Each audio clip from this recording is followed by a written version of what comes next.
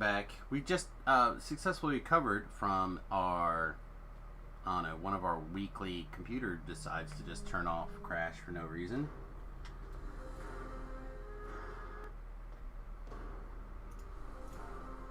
I don't know what it is.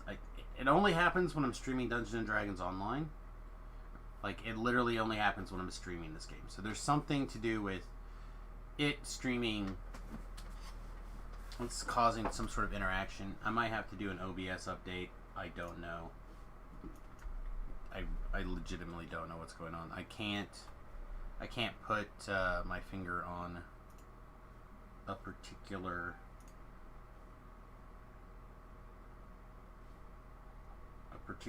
combination of things that are acting up here. Alright, it looks like we're probably back in the voice chat where we belong. Yes. And the stream is going. Yes. Okay. Yeah, this can die for now. That can pause for now. Okay. Looks like we're back. Jeez. So extremely aggravating. Alright, and game sounds are working. Good. Well, it's kind of like a weird bonus, right? Alright, looks like Jerry's done, so...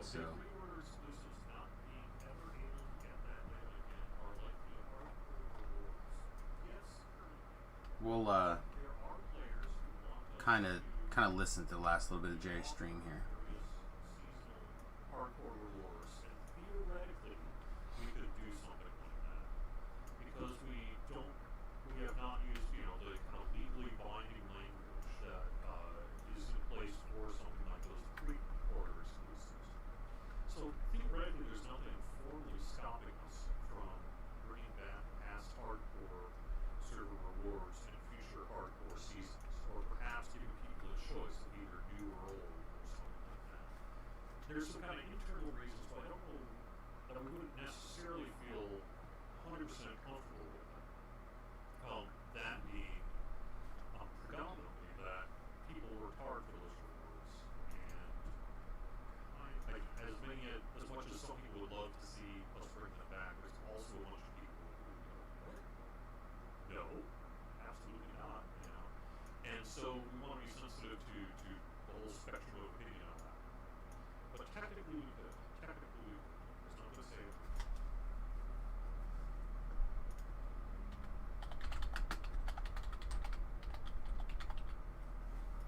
Just gonna have stuff ready to go for... Yeah, I wish I knew what was causing those crashes.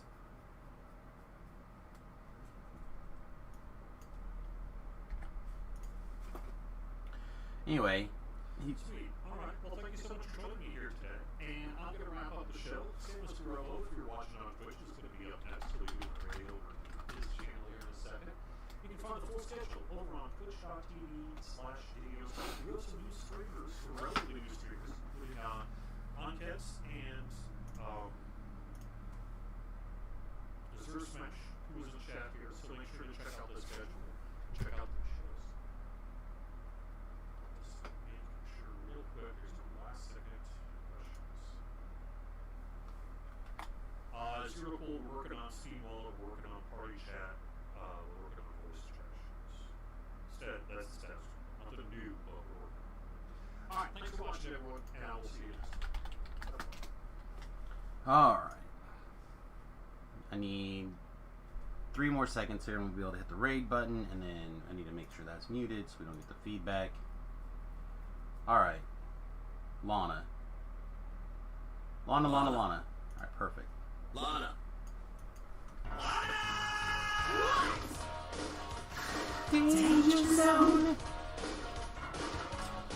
Alright, greetings and salutations everyone. Welcome to Follow the Noob. I'm of course Samus. Kind of going to play a little bit of quick catch up here for everybody who may or may not be following along. This is a build that on again off again I'm working on over the years that I have nicknamed the Fey Buckler. Or actually I didn't nickname it that. Jeff Hanna nicknamed him that, and Jeff Hanna and I have kind of like, I don't know, wrestled with the concept.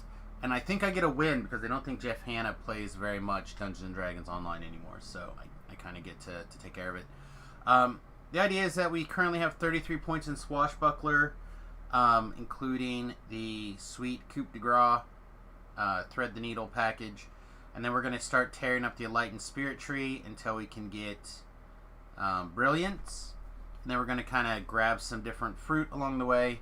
It's basically a off-tank melee that does a pretty great job of soloing mid-range Reapers for TRing. So like, if you want to do like Reaper 3, Reaper 4, basically solo, this thing has the capabilities to like stay in there and get it done if you'd like.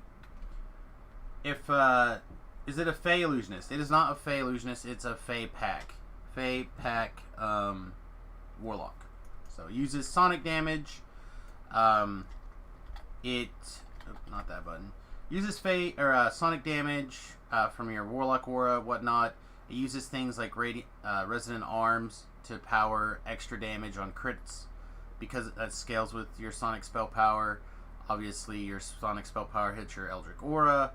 A couple of other different things all piled together, so it does a bunch of sonic damage together. Alright, good morning Chew, good morning Charmed, good morning Tlab, good morning Smash. Thanks everyone for hanging out with us today in the chat. I appreciate you. We're level 12, we're almost level 13, so we're just going to tear through stuff here. Looks like, yeah, Gore wants to tag along. As always, if you are on the Sarlona server and you're level appropriate, in this case you're level 12 or lower, and you want to come, just do, like right now we're just doing some pretty chill R1s. We could step it up if we wished to, but if you just want to come along, get some quick experience points, be as much of a helper or as little as a helper as you'd like, you're welcome to tag along. Yeah, I'm hoping to have this build. There's a version of it that is not actually 100% correct currently up on my website, samusgaroba.com. And what I'm going to do is I'm going to do a full write-up after this life. And I'm going to get really in the weeds with it. And then I will, in addition to putting it up at samusgaroba.com, I will also put it up on the forums properly. And kind of talk about it. Again, I primarily play from level 1 to 20 for 99% of the time. Which means, for me, things that I'm looking for are builds that are either first life viable, because I can play them on the hardcore server, or builds that are just inherently strong for TRing. That's the current thought process. However, it is very likely that soon, hashtag soon, we will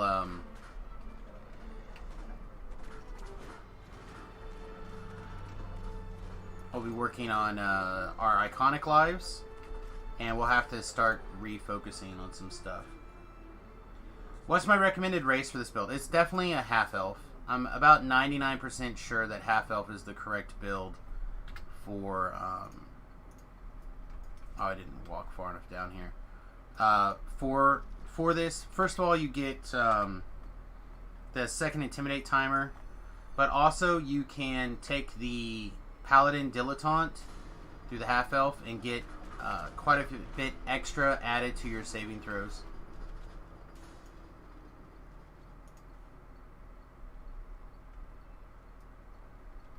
Which is pretty important, in my opinion, for a tank. That you want to make sure you have plenty of saving throws.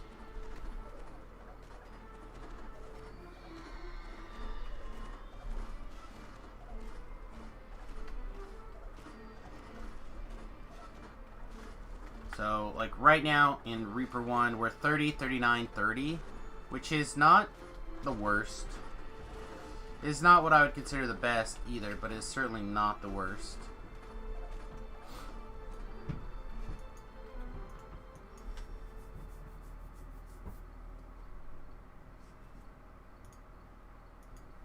Alright, there you go. Good morning. I wish the Iron Stop would work. I don't know why it doesn't. You need that Gore, this belt. If not, it's sentient food. 3, 2, 1. Okay. No? No. Okay. Sentient food it is.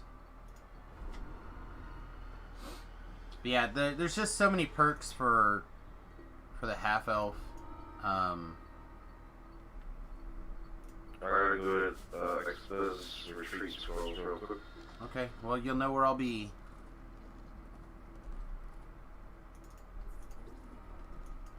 In the old Deathgarutsky house. Alright, let's pick up.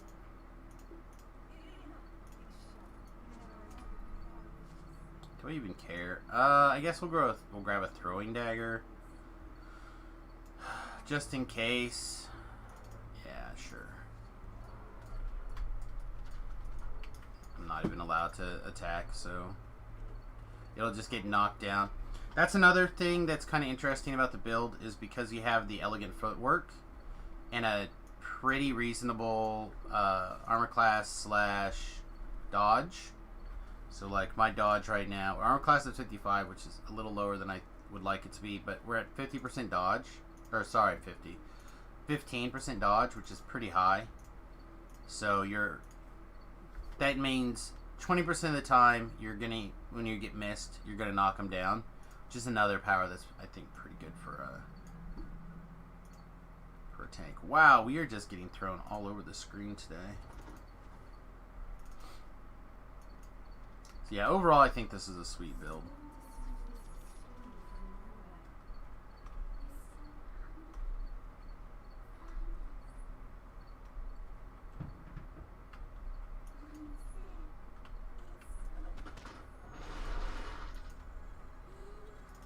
Old bones.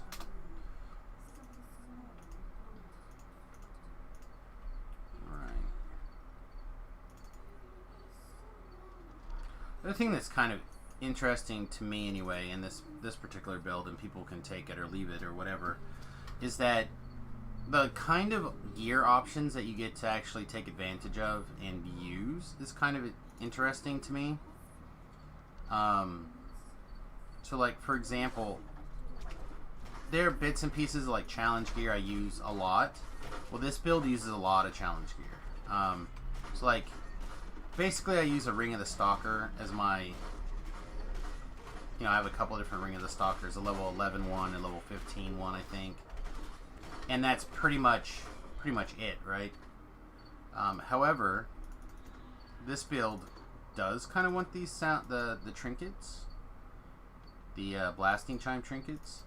So turns out I don't actually have very many of them, so I will probably end up running some challenges at some point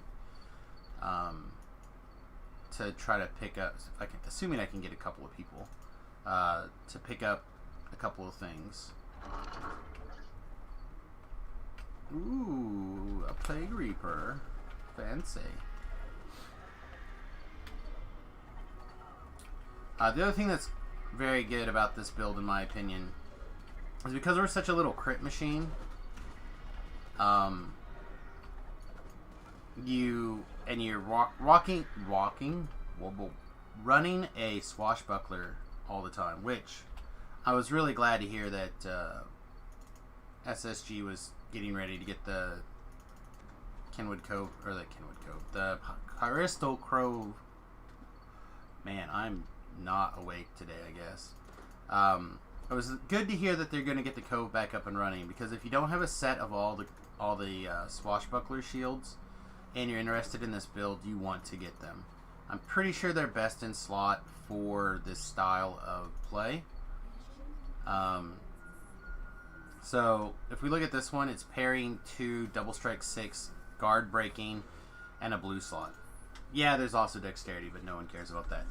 For this build anyway. But the double striking is great, and the guard breaking is insane, because again, this build is like a little crit machine. You want to have the ability to just stand there and put things to days sleep. Go ahead and get this collectible and clear this trash if it spawns, and it did. The other thing that we have kind of going on that not everybody does is that we can max our double strike chance out very, very early.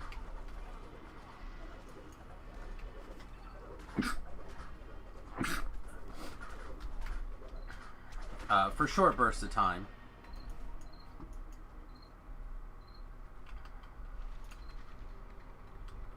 What?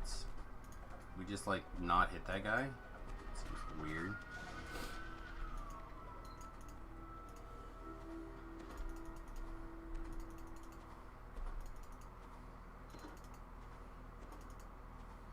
Yeah, I'm very impressed with the resilience of this particular build.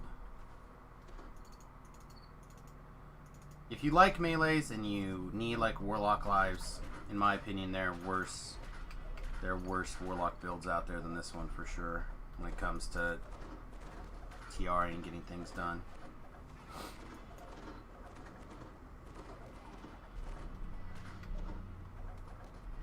We should have went ahead and killed the husband.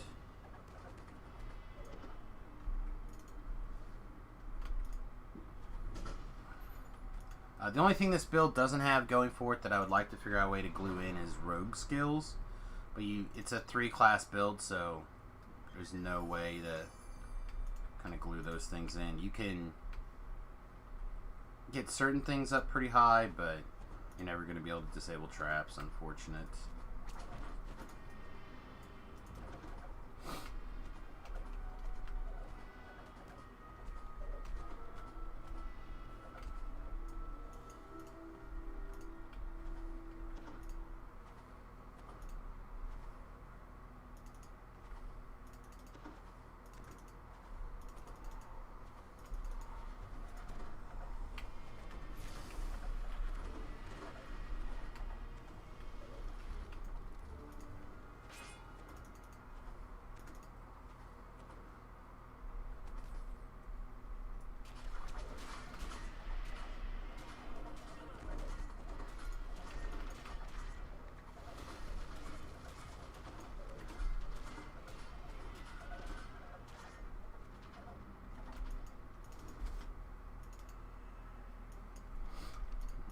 One of these and see what kind of 74. It's not the worst. It's not the best.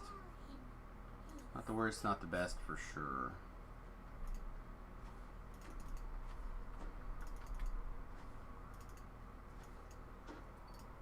All right.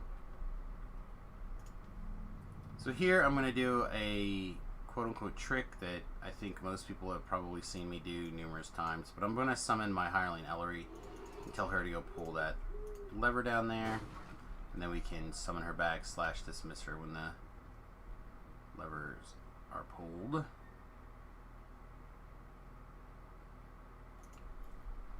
Just avoids an unnecessary fight.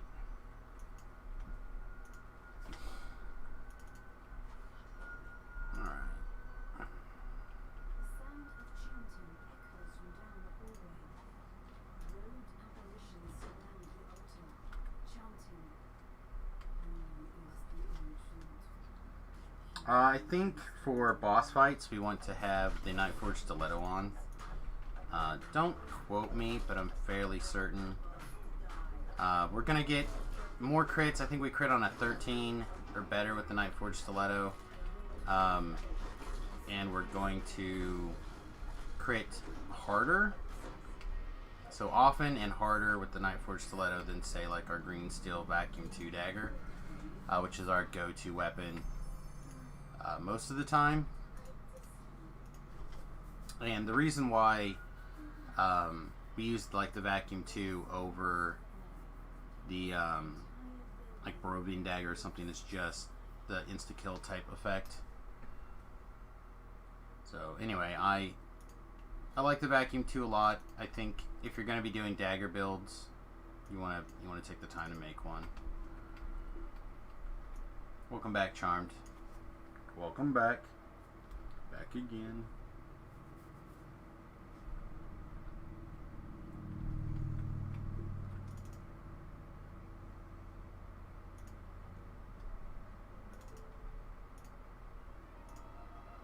go learn what I can. To the old bone grinder.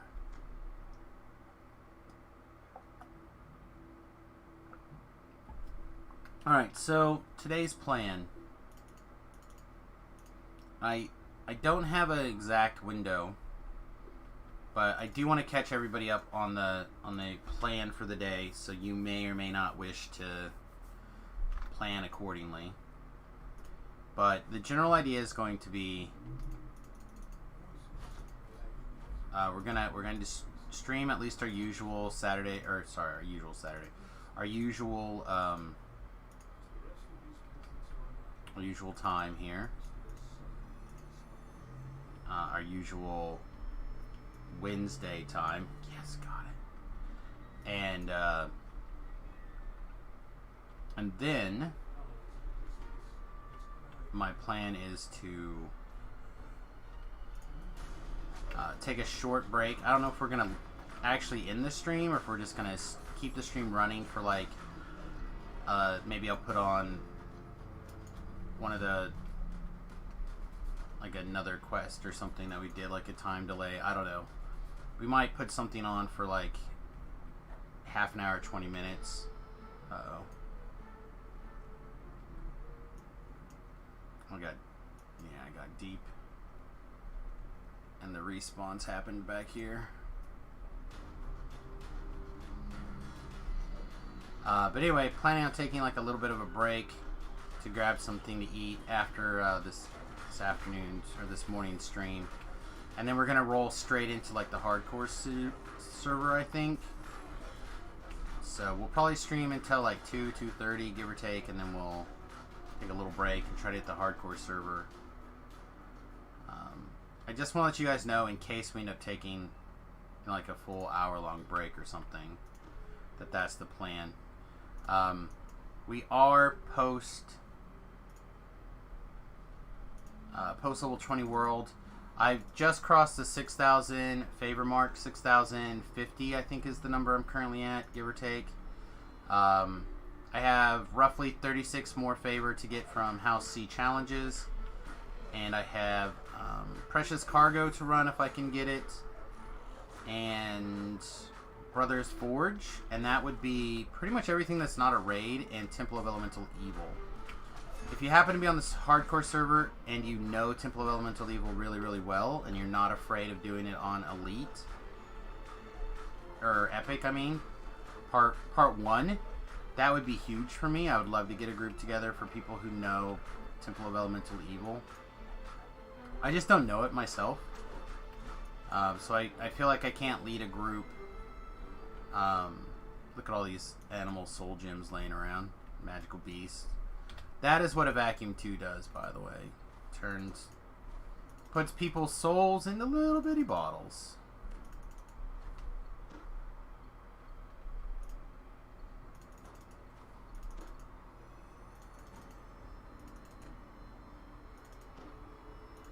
Yeah, I'm gonna tell you the truth. I actually wish that I had a profession like that, like some like little service. Like, I think about going to like barber school or something like that every once in a while. Something I can do, a quick, short-term, easy thing. So, like, example, right now, a bunch of my friends, they haven't had haircuts in ages. And I hadn't had a haircut in ages, and I cut my own hair, which I think I did a pretty good job, all things considered. And you know how convenient it must be for you to just be like, yeah, come on over, $10, I'll cut your hair. You know, to have a skill like that for your friends, like, yeah, come on over, I'll put a chair out in the backyard in the sunshine. We'll knock it out. So, I think it would be pretty advantageous to have that kind of skill.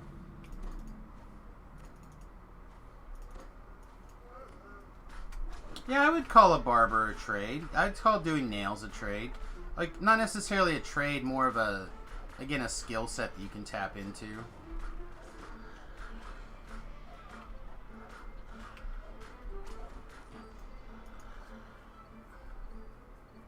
You know, something, a skill or a service that I could trade at these times, you know?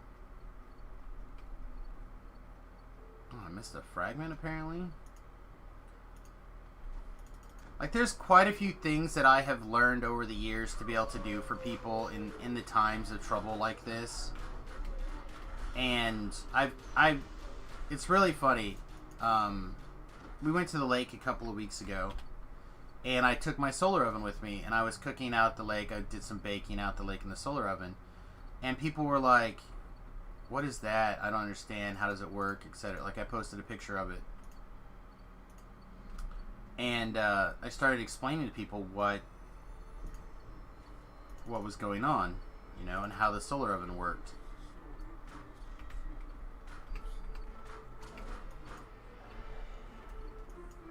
And so, like, I have a lot of these different skills that I picked up, or different things that I picked up over the years to be able to survive in a time similar to this. But it's still it's not perfect, I guess. I don't know. I would like to know more, I guess, is what I'm trying to say.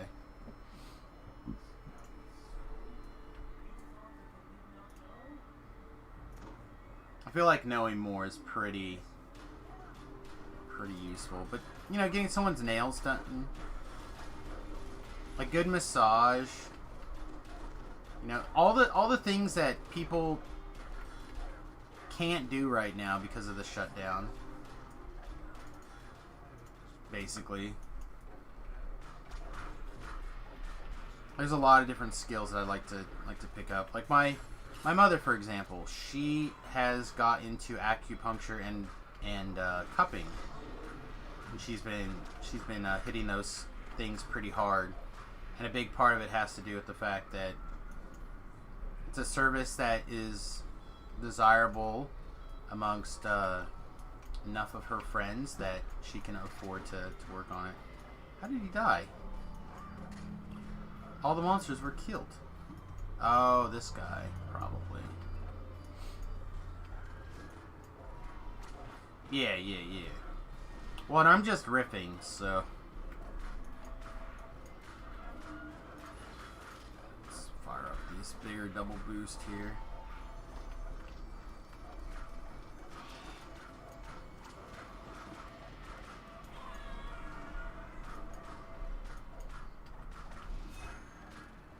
But, like, for example, I know that... Oh, I fell down.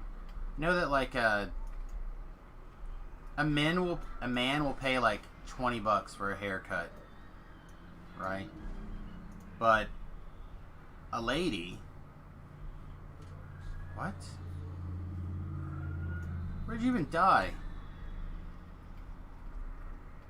There you go. Oh, you can make the shrine, though. I'll carry you up there. You can eat the spare Cheetos in my pocket. But I know, like, a lady's haircut is very expensive. And I've listened to my wife during this pandemic thing not be able to go get a haircut. And she is extremely annoyed that she can't. Really? Yeah. She's extremely annoyed that her hair has gotten so long without a haircut. I'm just like, I cut my hair. I did it myself. I asked her to help and she didn't want to.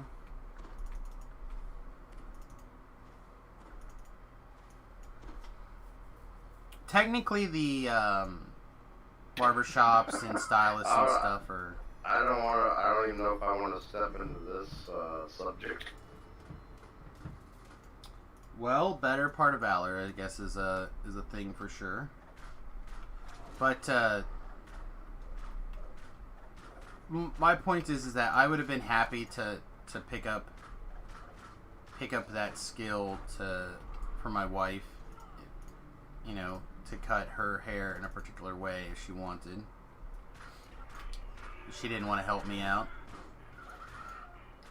Your grandma gets her hair styled once a month. It's been hard on. Well, that's just it. And I think a lot of people do. Like, again, I have friends who they used to get their haircuts done once a month because they like to really crisp, clean haircut. And now they look like they all have big old fros, and they're just like, I don't know what to do. Like, I'm going crazy. I'm like, cut it myself. Want? Come over, I'll help you. Like, I can cut. I do the same haircut that I did on me on you. Like, yeah, maybe, I don't know. Well, I mean, like I got. You need a mislaid investment? Yes, sir. I am on my way. Okay, it's yours. Oh, there's another champagne over here. See if I can get this guy his head cut off. No, apparently not. 20 plus my perform skill. I must have rolled really poorly. What is my perform skill? 53. So assuming that's a 54 save DC. Oh man. Crazy. Yeah, I mean there's just a lot of stuff like that that's going on right now, I think. Places and things that I would normally do and not think twice about that we can't do because of the... or choose not to do because of the various restrictions. So here in Kansas, my wife could go get her hair cut. But she doesn't want to sit there for an hour and a half with a mask on, being uncomfortable, trying to do that.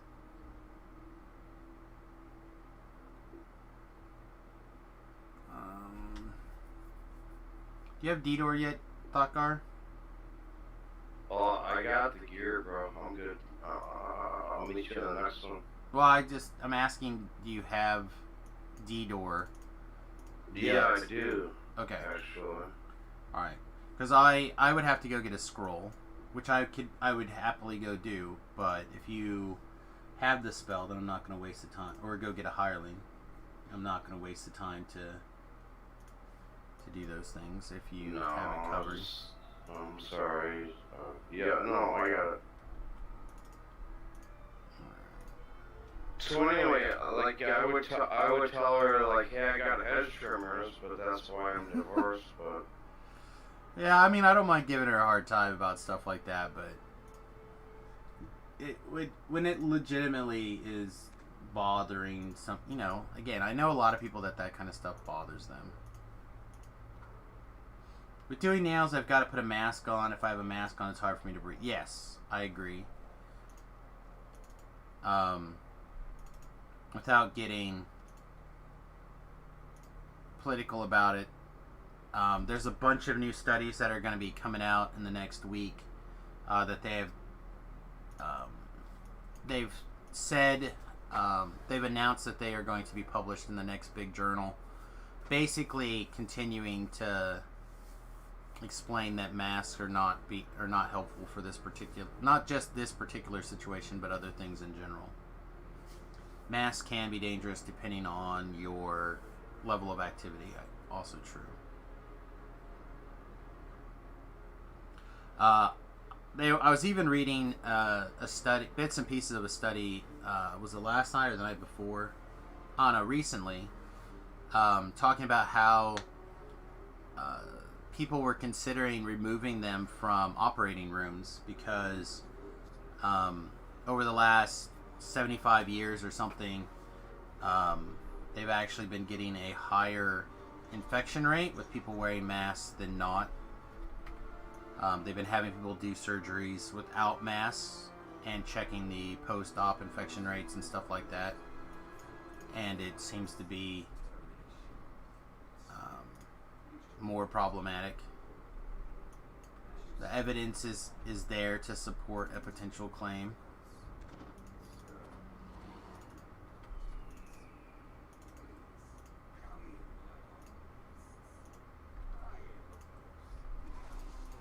Apparently tired of waiting.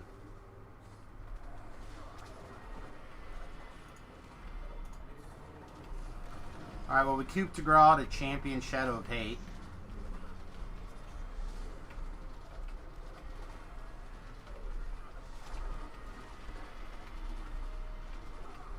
Now we've got a Soul of Cruelty Dancing.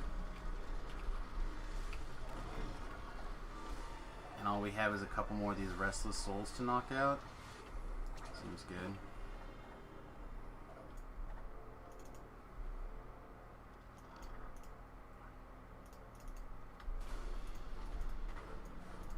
Nope, nope. Intimidate, intimidate.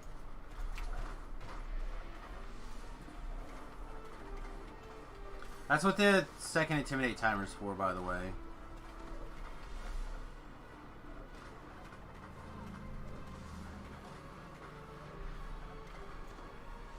Alright.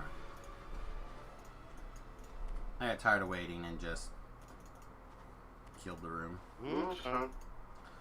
Alright, let's see. So Sellers and third four. I could not wait 5 seconds. I am an impatient being today.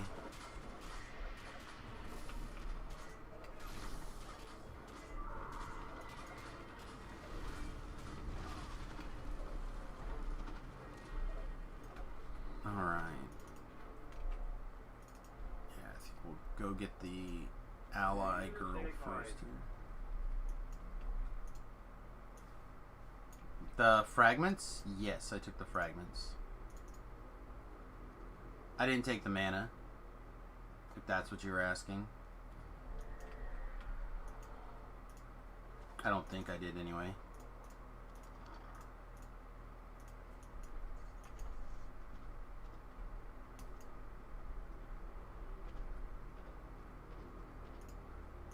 I haven't even time to look at the cards. What the heck are we doing here? We're going to get the ally, the servants, the sellers. I knew it was here, but I just started automatically going to the other place. I'm gonna get the ally, and then hopefully we can just go up to the up and out. Alright, I'm gonna try and hear that. Yep, I would definitely do that.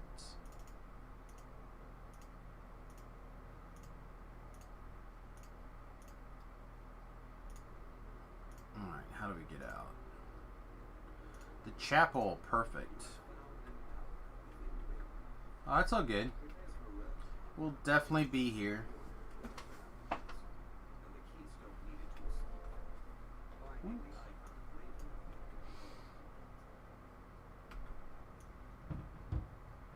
Alright, so I'm heading to this second floor.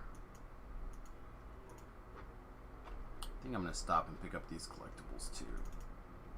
Give Gore an extra couple of seconds to shrine up.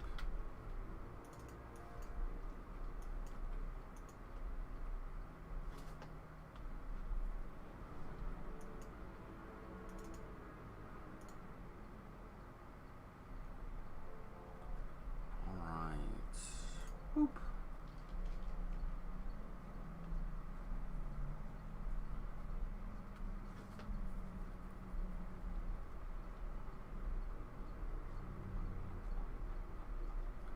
Oh no, part of me is looking forward to learning the level 20 to level 30 path that is effective, but I find myself a lot lately on the hardcore server just sitting there going, what to do now, what to do now.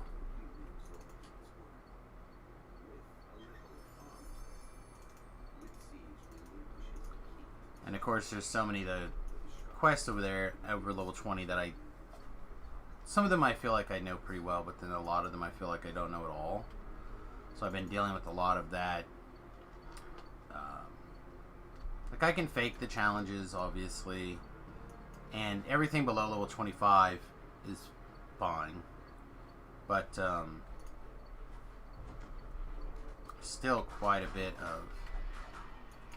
of stuff after that I don't know very well. That's been out for a long time, so I definitely feel like I need to take some time to learn some things.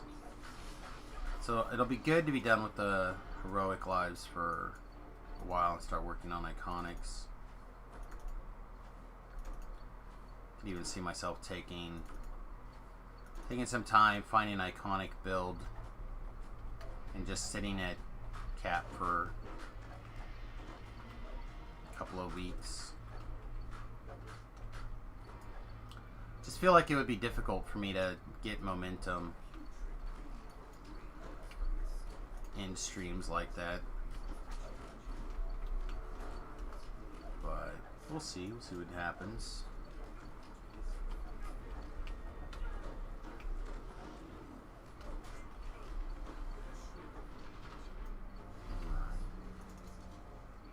Take a sweet stone.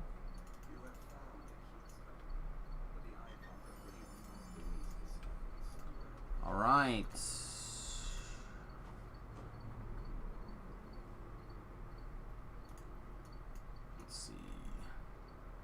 I'll probably take the secret door here just because it's quick.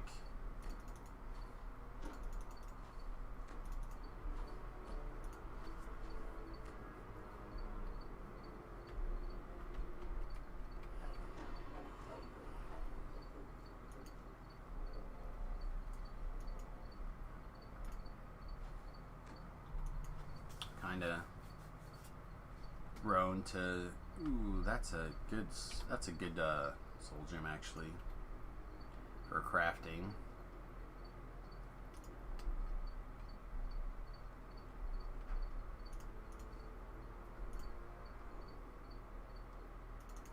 Sneak around.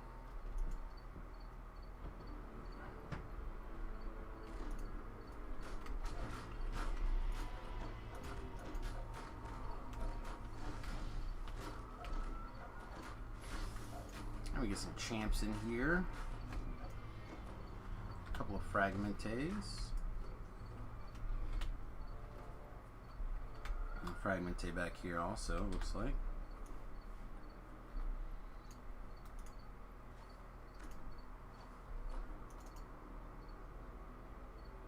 Alright, over to the study, and then from there, hopefully we can just take something like the Brazers out. I don't know, we'll see. Hoping we won't have to like run all over. I know a lot of people have these plot points either memorized or the ability to look them up and whatever. I'm not that person. That is not a Samus thing.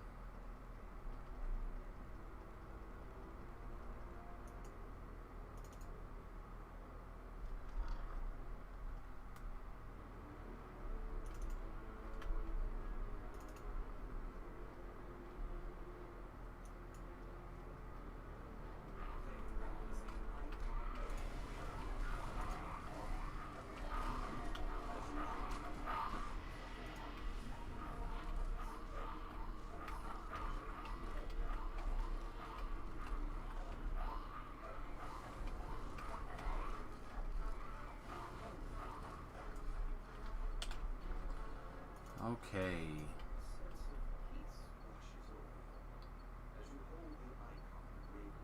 This is where I always forget where to go. Alright. Through the South Tower top. And that is... This is where my brain is going to melt. Is that this one? I don't think so, right? I think that means we have to go through the Brazers. Nope, there's the South Tower stairs. Must be the North Tower then.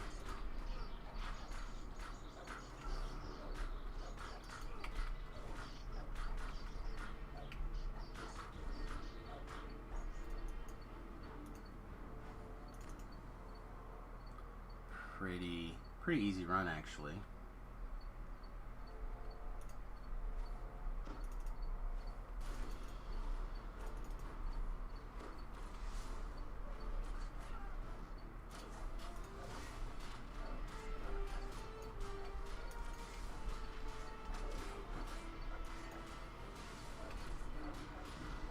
Couple of fragments. Enemy caster up there. I should have its aggro, and then Gore should be. So he should be on it, but I don't think he is. I think he moved past, so he didn't have to worry about the danger. Which is fair. Still like level 8 or 9 or something, right? 9, yeah.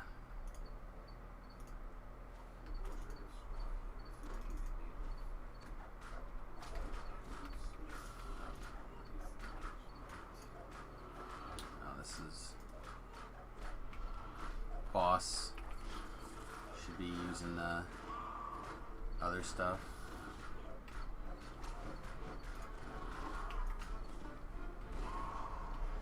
Again, the reason that the second timer is good.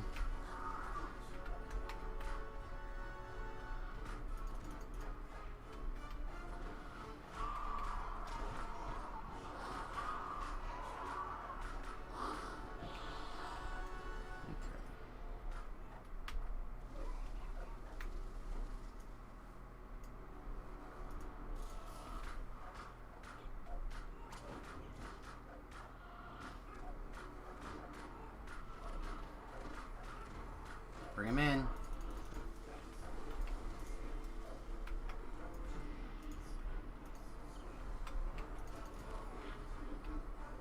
Alright. I think she got him now.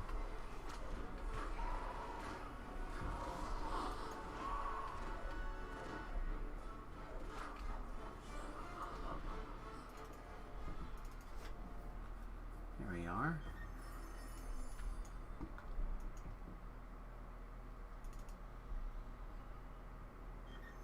Do you need a perfect pinnacle?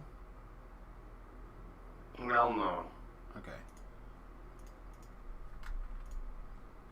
Alright. I'll run up to the top. Get this experience points, eh?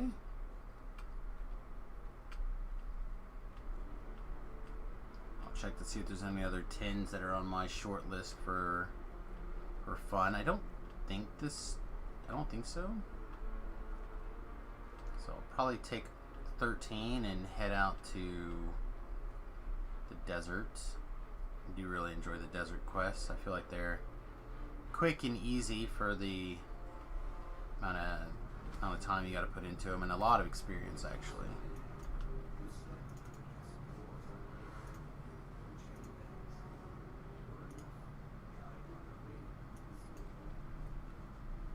All right, giddy up, giddy up. Love this. I could do this all the time. Like I literally almost could make a video of this right here and just watch it.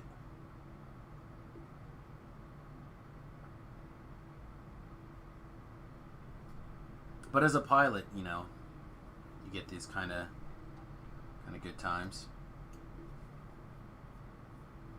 I also do hope in the near future to be able to put this kind of stuff out there for you guys, but in real life. Worked on getting some aviation videos out for you guys.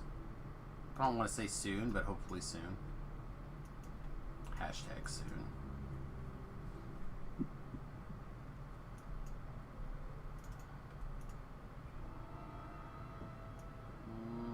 Oh, this looks bad.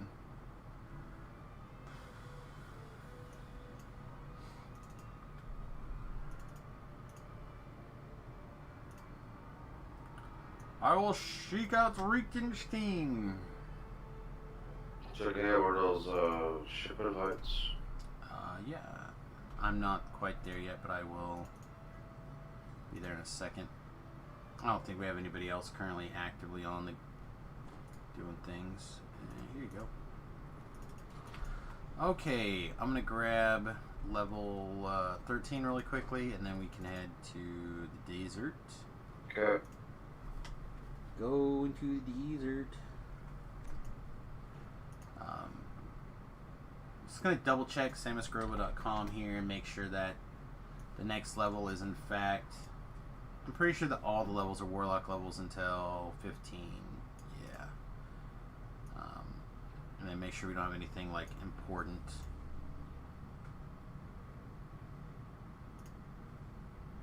like worry about here. I don't have any notes, so probably not. And then purge the fallen shrine, right? Yeah, that one's perfectly reasonable to me. Alright, so it says our jump is fine, so we'll hit Intimidate, Spellcraft, our UMD is more than fine, our balance is fine, Perform, and then we're like every other point putting a thing in Heal. Dark Delirium, ooh! Don't think I ever cast this, but I guess we could. We could put it on our bar.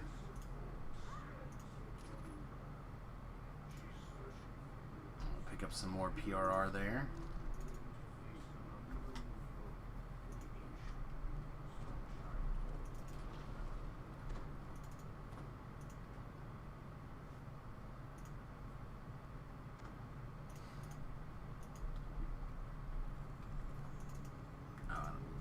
These. Unfortunately, I ran out of an electric shrine. I have one more month of fire shrines, so unfortunately we're going to rely heavily on Tobrel and the ladies to get things caught back up. And when they're out of shrines, we're out of shrines, but I'm hoping that I can get my heroics done before we're out of shrines at least. That is my desire.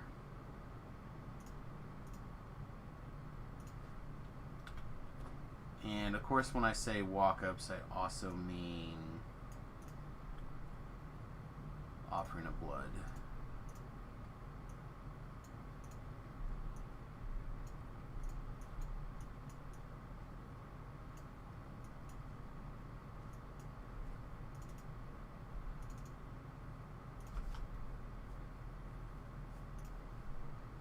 Alright, there's a shrine and it needs purged.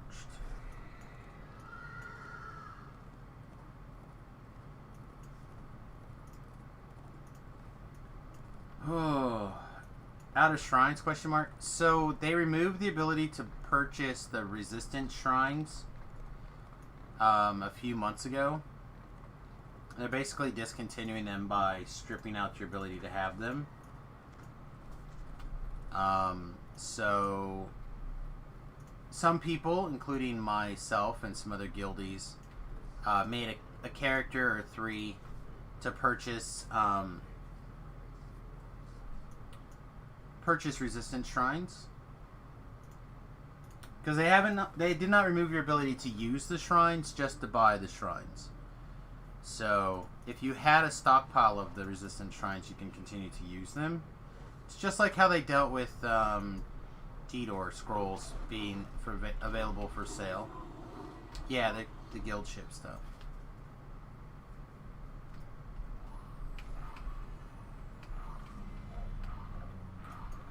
And I'm pretty, even though they say that's not the reason why, I'm fairly certain they did it because the people who were in the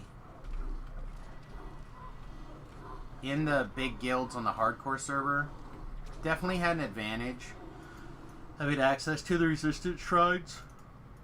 Excuse me. Where other players did not. Although I would say it was very common for you to be able to ask for buffs, either with the Open Guild or Death Smile or like everybody would pretty much send you an invitation if you asked. So I realized there was still a advantage there, but I don't feel like it was so big. But yeah, they took them out, and I'm pretty sure it was for that reason.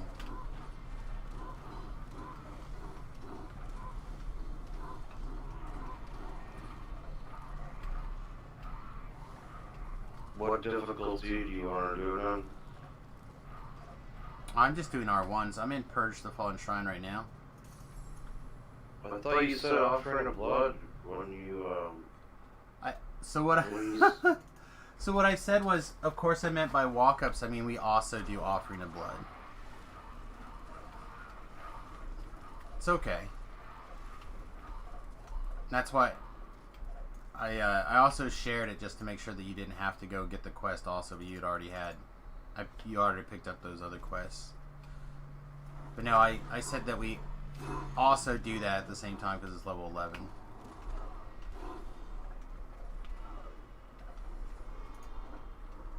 Oh, I think we're both in trouble here.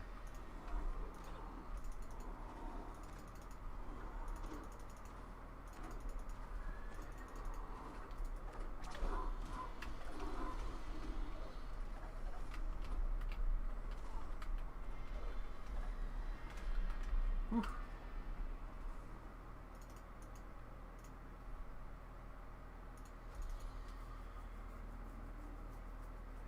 I thought it was weird that when I got out here you weren't at the quest, specifically when you said that, when you called the correct one. I said yeah, that was right.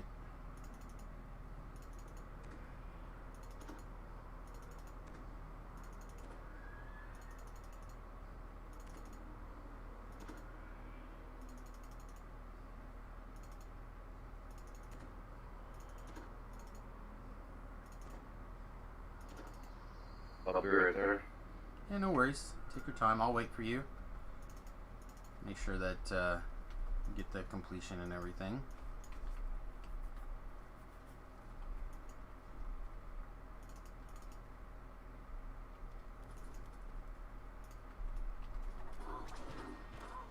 Yeah, we were on the hardcore server last night, screwing around, and I don't know how many people ended up jumping in things like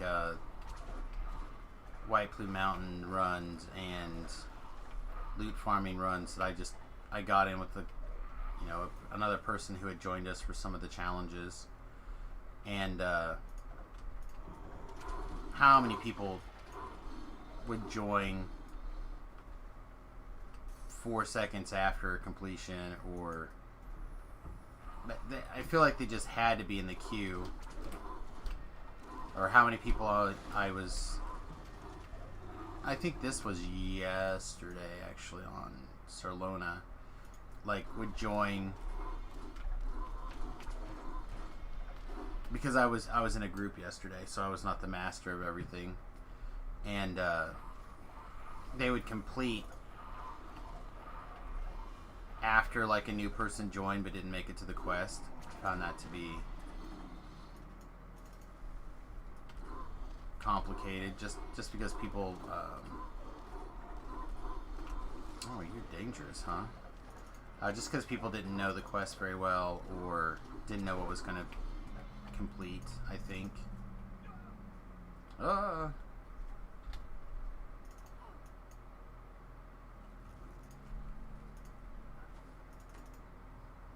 Did you release Score? I had to. Okay, are you back at the airship portal? I was going to House P, but I'll go to the portal. I was just going to say, it may still be open. You might be able to grab the... I'm at it now. Alright, let's see if it's still open. It said sent, so hopefully it's still... No, it's closed. Okay.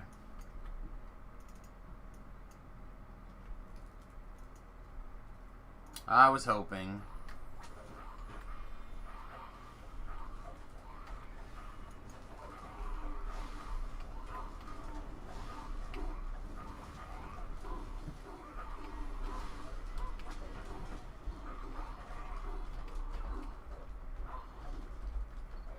Ray must be getting ready for work.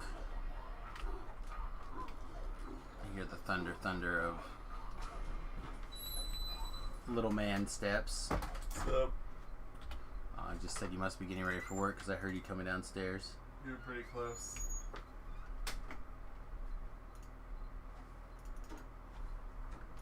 He is plugging in the Switch also.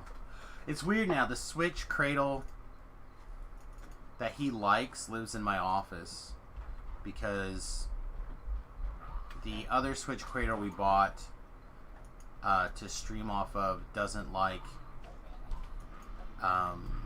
to send the correct signal. Like, it works fine if you hook it up to just a TV directly, but it doesn't like the capture card,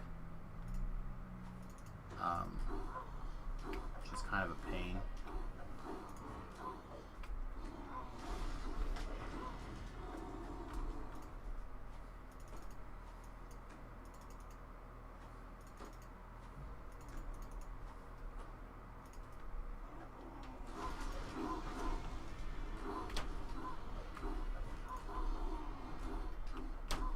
So yeah, they're not teleporting me to the desert. How do I get there without a ship?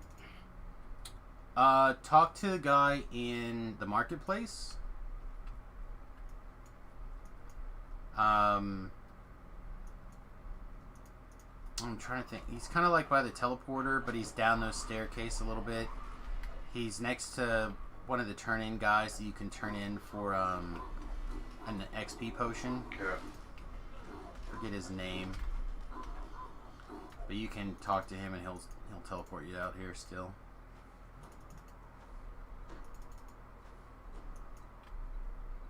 Yeah, the House P guy, you have to do that quest first.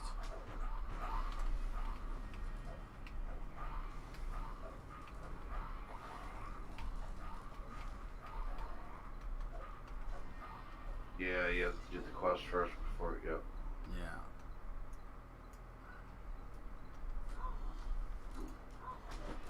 I'm on my way. No, no worries. So we're almost at the infight here, so we will have a pretty quick completion, I think. See if that Plague Reaper came. Yep, he did. He teleported, or Famine, I guess. Teleported down on top of us. So did the other Reaper in here. Fear.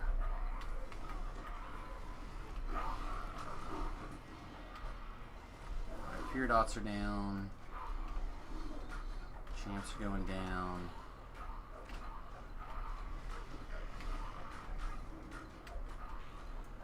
Alright, sweet.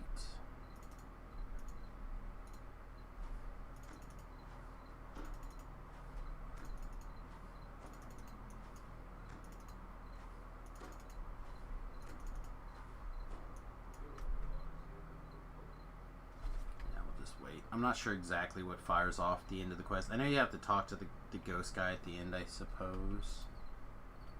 So we just won't talk to the ghost guy. Alright, just wait. I'm in. I just got tripped by a stupid damn hyena. Sorry. I'm in. It's fine.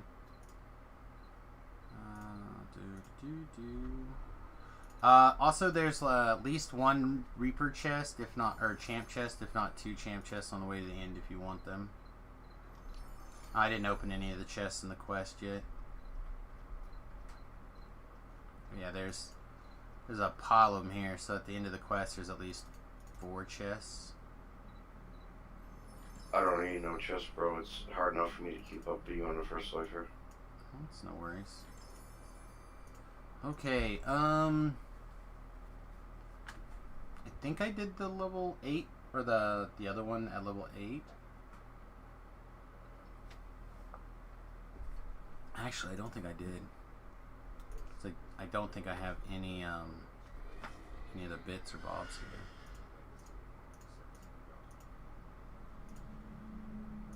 Yeah, I don't have any of this sigil or crests or whatever they're called, so I'll have to do both walk-ups out here. Yeah, not a big deal.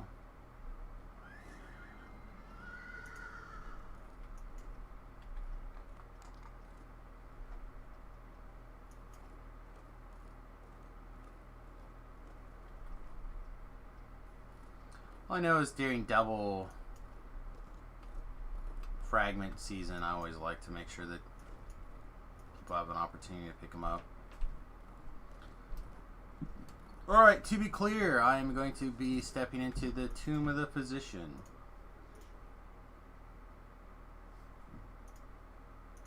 Just err on the side of clarity here.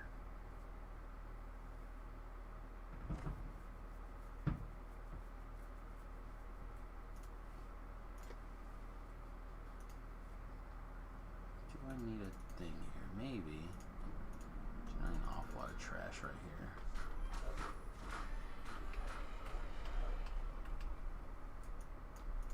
And I definitely want to make sure to take the time to fire off a death ward also.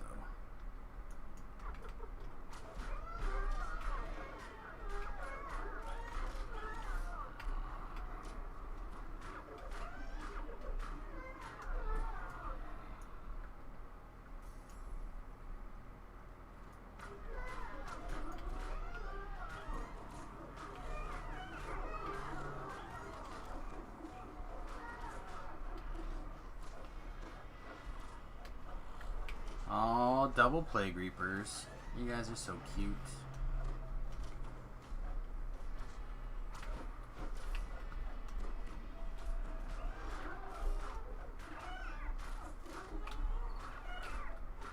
Probably gonna have to switch to the life stealing dagger here in a second just to get some extra life while we're killing trash. Alright, now we're good.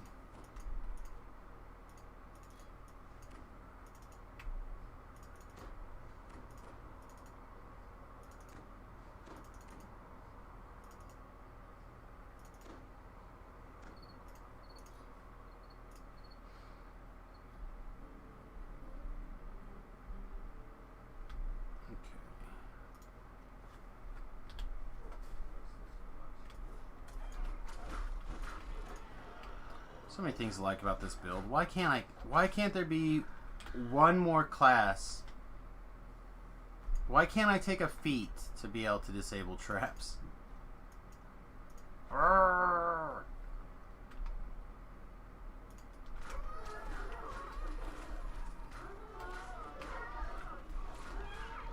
Make that the rogue pass life feat. The ability to disable traps.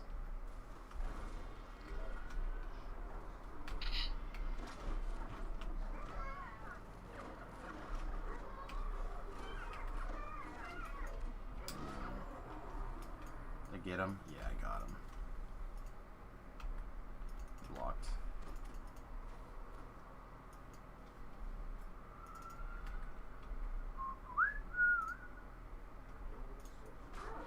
Traps are a pain. Yeah, I want the ability to... It doesn't even have to be at the same level. I just want the ability to kind of have that as an option, you know? This thing is such a Swiss Army knife. If only it had the ability to trap. I'm probably going to fiddle around a little bit and see if there's a Artificer version of this build that is good, like on a different frame. The problem is it's got to be on a robot frame. It can't be on the Blade Forged unless you're going to spend a lot of money. So, it's very aggravating. In her 4th life, but a first-time Reaper, I built a Warlock to tank the traps. Half the time you just die. Yeah, traps are no joke often.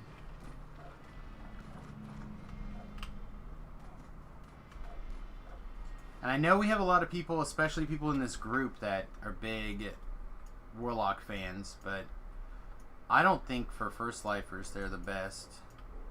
They're probably better than most.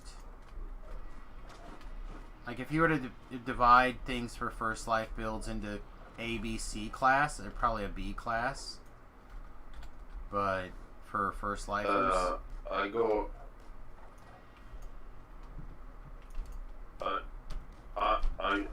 Cleric, Sork, and an Alchemist. yeah. Yeah, I don't disagree with that. Cleric, I think, is definitely in the class A for first life builds. Like, it requires very little stuff.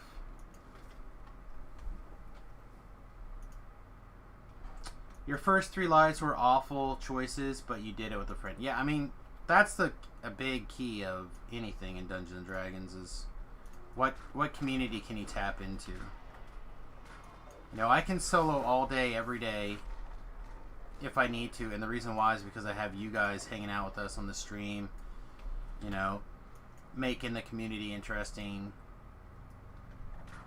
You could do the same thing with people playing. Obviously, again, I always say this, but I'll say it again. If you happen to be on the Sarlona server and you're level appropriate, send me a tell.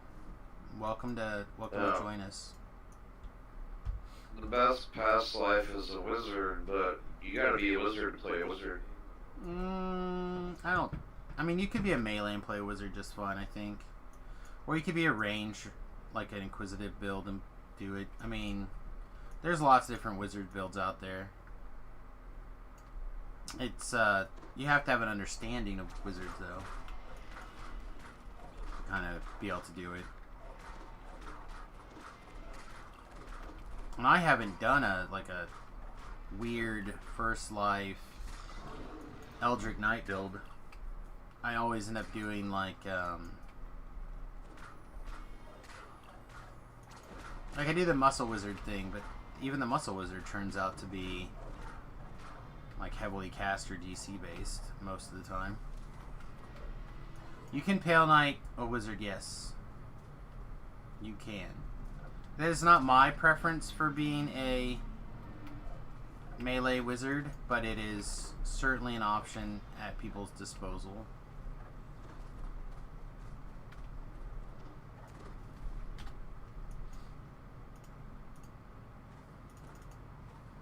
In fact, I was in a hardcore server group with, here we go, nice, with I think 2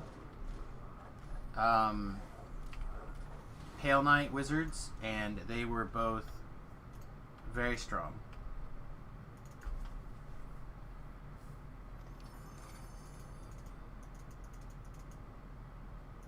And they are probably easier on gear than I was, but again, I farmed,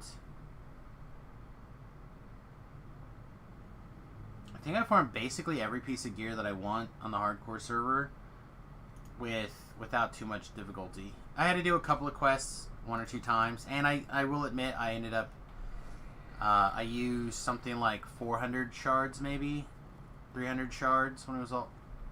It's called 350. I was essentially given some shards by a viewer, and that really helped. And then when the shards were on sale, I bought 200 of them, or 260, whatever that number is, for not too many dollars or DDO points.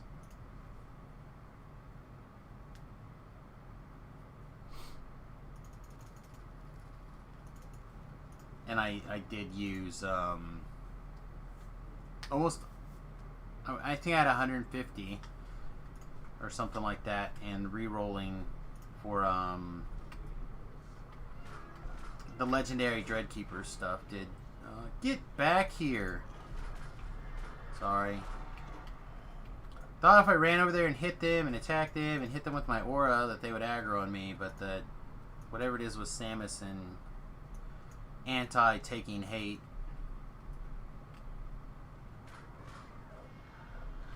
Kicked in.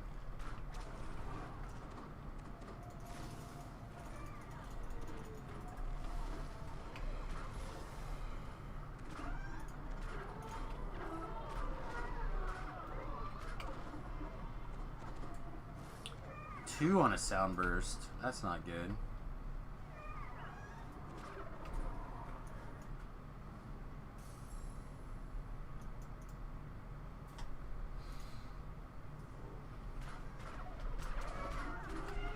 Take a look at some stuff. I don't remember if I actually took charisma to will saves. I think it was on my list as a maybe feat.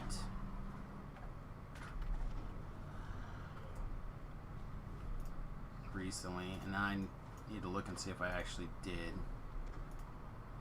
I'm failing will saves on a 2. Failing on a 1, that's fine. I fail on 1s all the time. Like, I swear to God, I roll 70% 1s. But failing on a 2, now that's a different story.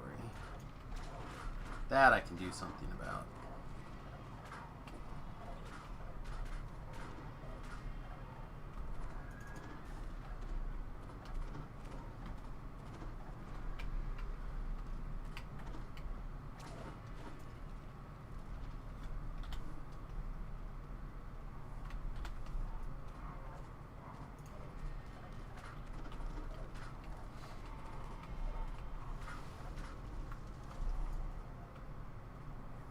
I still feel like there's something I'm missing. I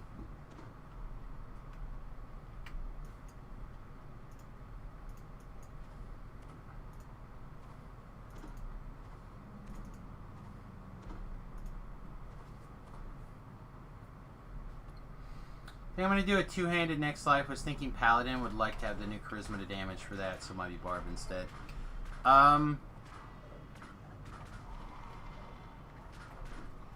Yeah. PDK Paladins are extremely strong right now.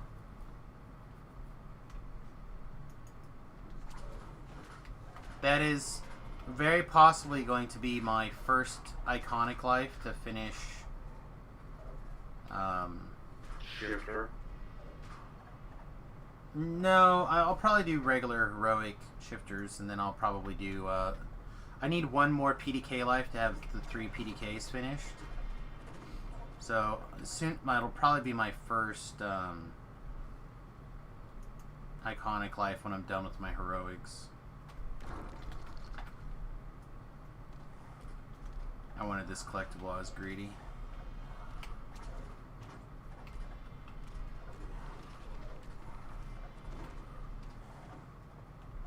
Thought I could sneak in here with that. Well, I just figure it's easier, you know, when you iconic, you can test the new tree and, you know, get comfortable with it, try it out, and then. See, and I'm the exact opposite. I think jumping to level 15 makes it so much harder to like explore and figure out what's good. I'm one of those, like, it takes me so long to put a build to like get used to how a build works. So like every time I do an iconic, it takes me like more than a week and a half to like even figure out how the stupid build is gonna play. You know what I mean? So like for me, leveling up through the process, figuring out what's good and what's bad, really helps me. Alright, so we're gonna check this one, but I didn't want to leave that Plague Reaper back. But again, I understand why. There's another Reaper in here. Yeah. I think we were far enough away. He's gonna stay away. But again, then that's for any build. Like, I don't even like doing the jump to level 7s. You know what I mean? I'd rather level. Well, you know, you're really good at the building, you know, the numbers and the theoretical, but sometimes play style, you know, like playability, like.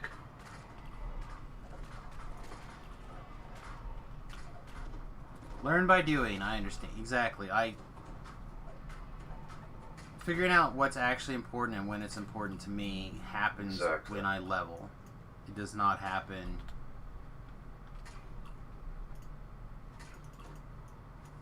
the other way. So again, for me, it's going to be a big, like, these iconic lives are going to be a big shift for me.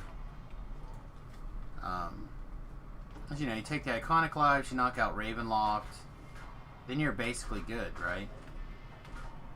Like, you can basically go like, well, no, because you go to 15. So you might get a couple other quests in there. Maybe you knock out Ravenloft and Sharn. Sorry, Sharn was the quest I was thinking of.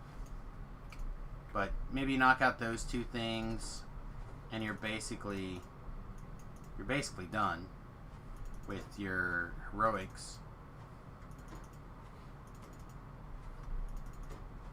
So then you're trying to figure out what to do with your last. You know, you might have a little bit more to fill out. And then for me, it's going to be, okay, how do I get from How do I get from 21 to 30? I'm not a guy who can sit around and do Explorer Zones Slayer, which I know is the best way to like kind of level up, get a pot, drink it, and just go Slayer hungry. I find that super boring. It's like we're here. Well, I stopped talking about how to game the game. I think it's been like 2 years. I've been like maxed. I don't think about it like that no more, you know what I'm saying? Yeah, but if I don't think about it like that, for example, then I get the situations like I get on the hardcore server right now, where I was level 26 for like a week and a half. And for me, that's not the stuff that I have fun.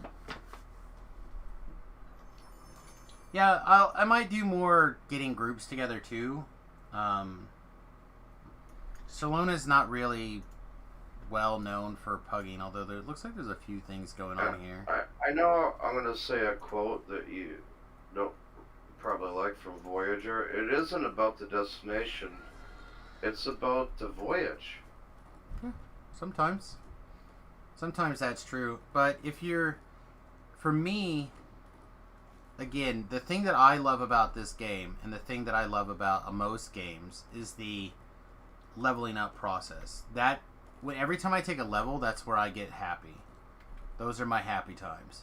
So for me, I have to keep a reasonable pace of leveling or I'll become bored. Which is why I don't know what's going to happen when Sam is finally done. When Sam has finally got all the... Let's say I like flip a switch tomorrow and all of my past lives are done.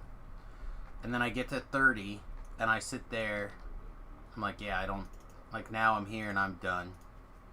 Like, maybe I'll find a different game or maybe I'll start playing sporadically. And I look at my friends like Tobrel and Distributed, you know, and let's just take a look. Distributed logged on yesterday. I saw him log on and log off yesterday.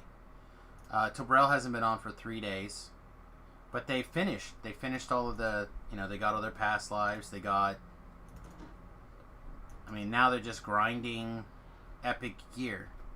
And I realized, you know, Tobrel, for example, he likes being at the end. He likes the hard in-game raiding.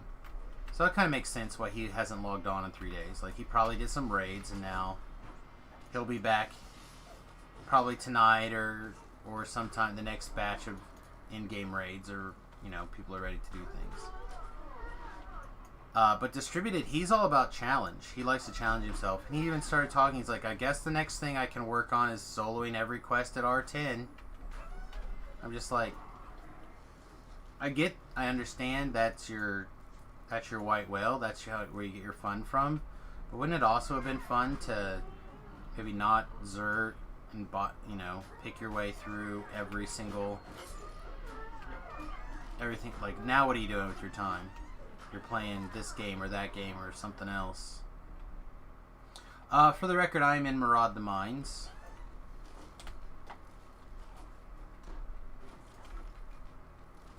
That's not a ruby.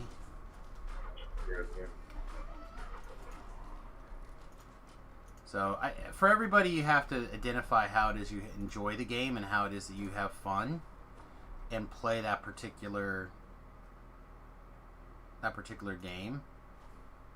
So, for me, it is literally gaining those levels, which is another thing that I'm going to dislike about Iconics, I think.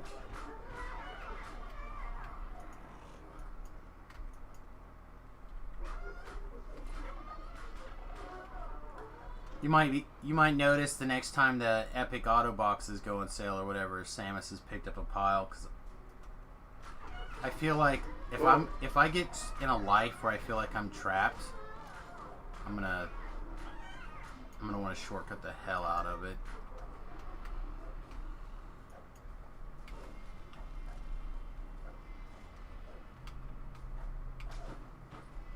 That is my other concern, my fear. I don't want to feel trapped. Like, oh, I gotta do these things. When you have all the lives done, and you have all the gear, and sometimes you walk into a dungeon, it looks different. Like, you see the artwork, you see like, the beauty of the dungeon.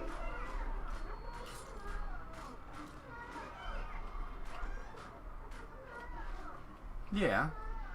I assume that you can get that similar experience now. Like, I feel like there's a lot of people who are... That's probably a psychotropic profile is probably can be built around that. So, like, for example, for people who have no idea what I'm talking about, there's a concept that's been kicked around by Mark Rosewater, and he calls them psychotropic profiles. And basically it's the idea, it's the kind of person that enjoys different aspects of your game. So you can start to identify what aspects of something of the design is for what groups of people. Okay. So Mark is a Magic the Gathering designer. He's been the lead Magic the Gathering designer for, I don't know, 100 million years it seems like. My build is the Faye Buckler build. It's available at samusgrobo.com. I'll throw a link up for people in a minute. Or it's a little bit incorrect, but I'll be working on posting a new updated build for it pretty soon. I realized that I had taken Power Attack at a point where I should have actually taken Improved Critical. But for the most part, you can follow it here.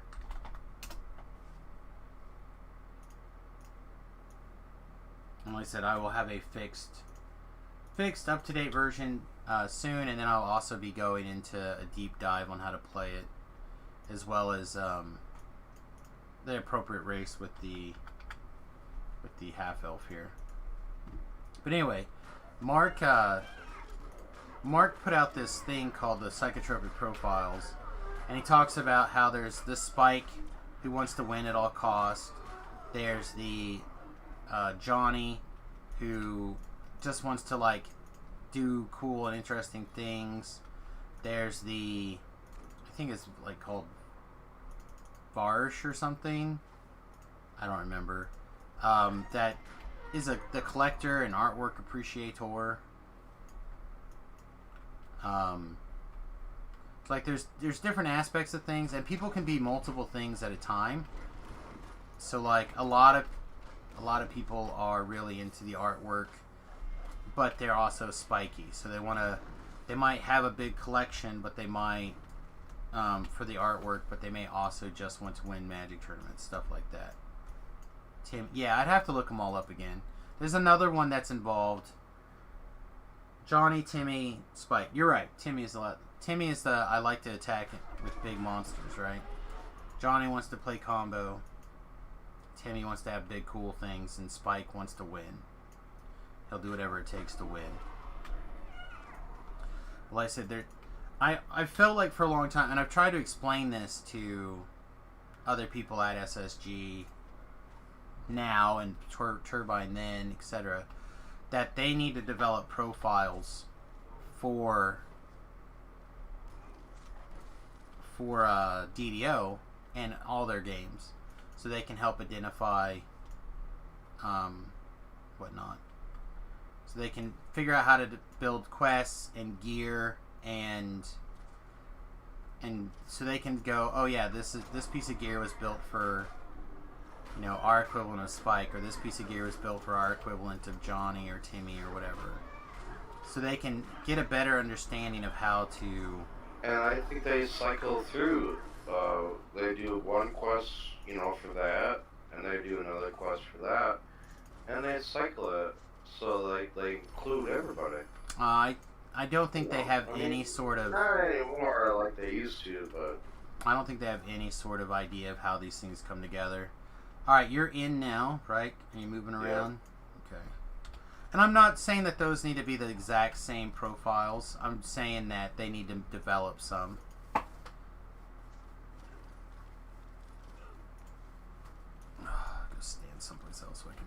this quest. But like, for example, like, oh, he did make some. Okay, there you go. Perfect. So we need to take those different profiles and apply them to DDO.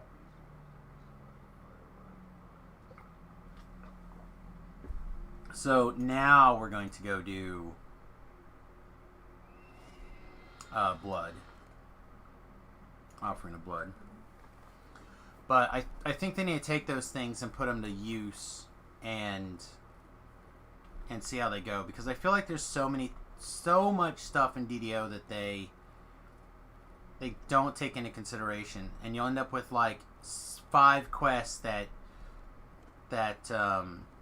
one or two developers assembled basically, and they're so focused towards one type of person that they just become unfun. So like for me, falls flat, yeah. Yeah, so for me personally, I feel like there's a section of Sharn, that's not fun. It's just... It's kind of like one deal, and that's it, and it falls flat. Correct. It's very... Well, it's not just that it's one note for the quest, but it's also... Quest A, B, C, and D are all in such a strong, similar vein that even if you like it to start with, you hit the same style 4 times in a row, and you're like... You become over it. So I would like to see them consciously take more time to work on these things. I haven't done it yet, and I'm back and forth all the time whether or not I actually want to do it. But I know there's a position open in SSG for Lotro designer, quest designer. It's a temporary position, which is perfect because I don't think I want a long-term thing. Because I don't want to be... I want to be able to travel, but I would love to do like 3 months, 6 months, whatever, designing quests and working on stuff. But I don't know anything about Lord of the Rings, the game. I don't... I've read... Yep, sounds good. My dog's going crazy. Oh, that's fine, shit. just stay safe. On premium, I can't open it. Okay, no worries, I'm almost there. Somebody's here, I got it. Okay, well, I will clear this trash and then I will go and get the Open, quest. please. I was gonna say, just go take care of your business and I'll get you safe, but okay, this works too. Okay, be right back. But, I don't know, I've been thinking about trying to apply for the quest designer position. I don't know if it would be a good fit for me, but I certainly feel like there's lots of things that I could bring to the table for DDO. I just don't know what I could bring to the table for Lotro, because again, I'm not experienced with the Lotro quests. And I hate to say this, but I was told specifically that the style was such of the Lotro that I would not be a fan.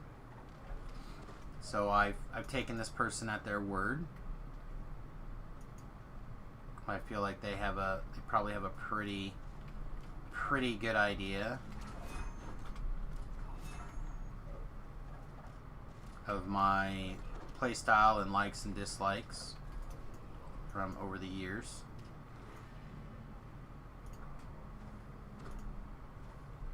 He doesn't need treasure. I think I'm just going to do the quest as if it was soloed and just pretend he's not here.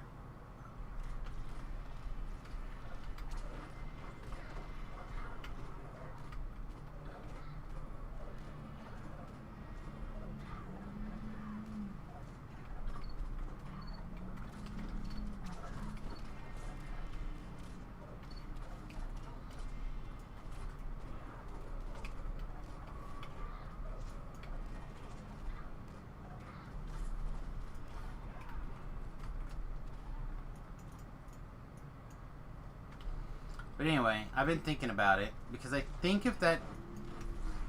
Said I've introduced that profile to a couple of different people in... At the time was SSG... Or sorry, at the time was Turbine. And a lot of those things that I talked about have become realized at Turbine and now SSG. Things like raid bypass timers, things like the what are they called now? Scrolls of Inheritance. These were ideas that I pitched the last time I was in Boston, having dinner with producer Glenn at the time.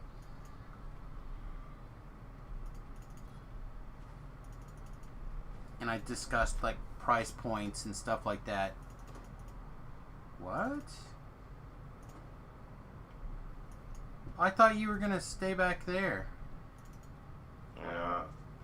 I tried to come and help you. Don't worry about me. Well, you close the bridge now. Yeah, because I thought you were gonna stay up there since you didn't need chests. It's okay. We'll pick you up. I was not that far away. If I'd known you were coming, I would have relowered the bridge.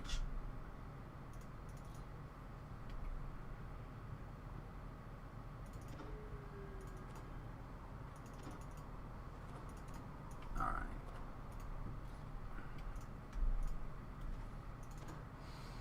But I don't know. It'd be an interesting experience, I think, to try to come up with balanced quests that kind of hit the need to be an explorer, the need to be efficient, the need to be challenged, the desire to have interesting and new visual experiences. Like I would suck. Oh my gosh, I would literally suck at trying to figure out new puzzles. New puzzles are not a thing that I couldn't do it. I mean, that's really difficult. You have to understand, like, not only computers, you have to understand, like, you know, psychology. You have to, like, you know. You have a res you in have there? to understand art. You have to. I think the art team is. Did you not get a res? I think the art team is probably different than the actual quest design team. I think you kind of get a lot of building blocks, and then you can. Scare me because. Okay. Past my time, I got people wanting me to do stuff. All right. Well, if you need to take off or whatever as well, just let me know. You're welcome to tag along or do other things. Yeah, it's a different team. So I suspect that you get a lot of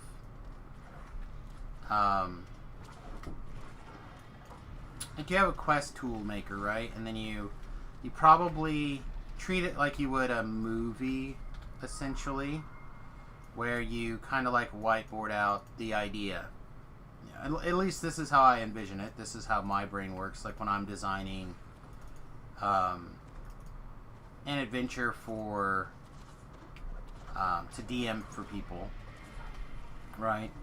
I essentially how I look at it is like, okay, I want to have this plot point, this plot point, and this plot point. Now, how do I want to go from A to B to C?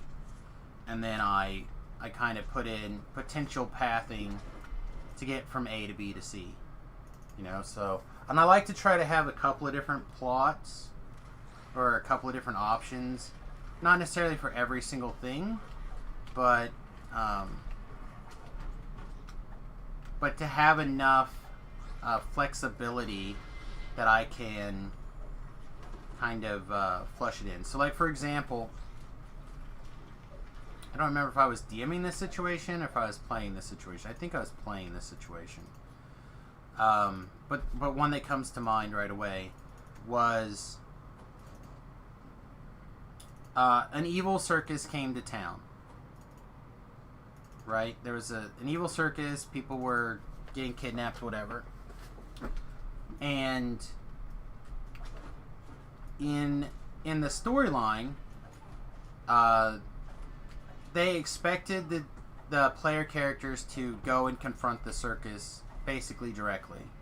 They didn't have another way kind of figured out how to deal with it. And But as Dungeon Master, you already worked up, like, if they would have done this? What if they would have done that? well, that's just it. Most of the time, a lot of people don't. A lot of people, they have a story in mind that they want to tell. So figuring out other options for the play that are broad that you can tie in. So, like, for example, in this particular adventure, the players were expected to go to the circus and essentially confront the circus basically directly, right? However, my group decided to infiltrate the circus and try to apply for part of the job, or apply for a job through subterfuge, and like try to join the circus. Jabrel's like, oh, can I join the circus? Well, again, I think it was. Yeah, I feel like Tobrell and I were both playing this particular session, but yeah, that's exactly how it went. So, like, when you sit down and you're designing an adventure, a good DM, I think, comes up with like, okay, so let's say that they go down Plan A. So Plan A is mapped out now. And then instead of improvising Plan B on the fly, you have an idea of like, okay, well, Plan B would be trickery, subterfuge, whatever, to get in here and investigate for a while. So how do I plan for that? Can I get this information? No thanks. I don't want to be turned to stone. Can I get this information to... Alright, would you like a res now? Yeah, I'll run the rest. We only got the one more quest out here to do, so...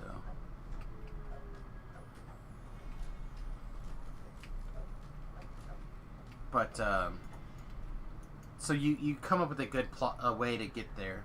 So I think a lot of the same skills transfer, I would imagine, trying to design a quest full-time and still be replayable. Like, replayability, I think, is probably pretty high on the list. Some GMs are better at improv than planning. That's true, but I think that I also will admit to doing a lot of improvisation, but I always have plot points. Bam, bam, bam. Like, and then I have information or points that I can give people if they start to like vary through.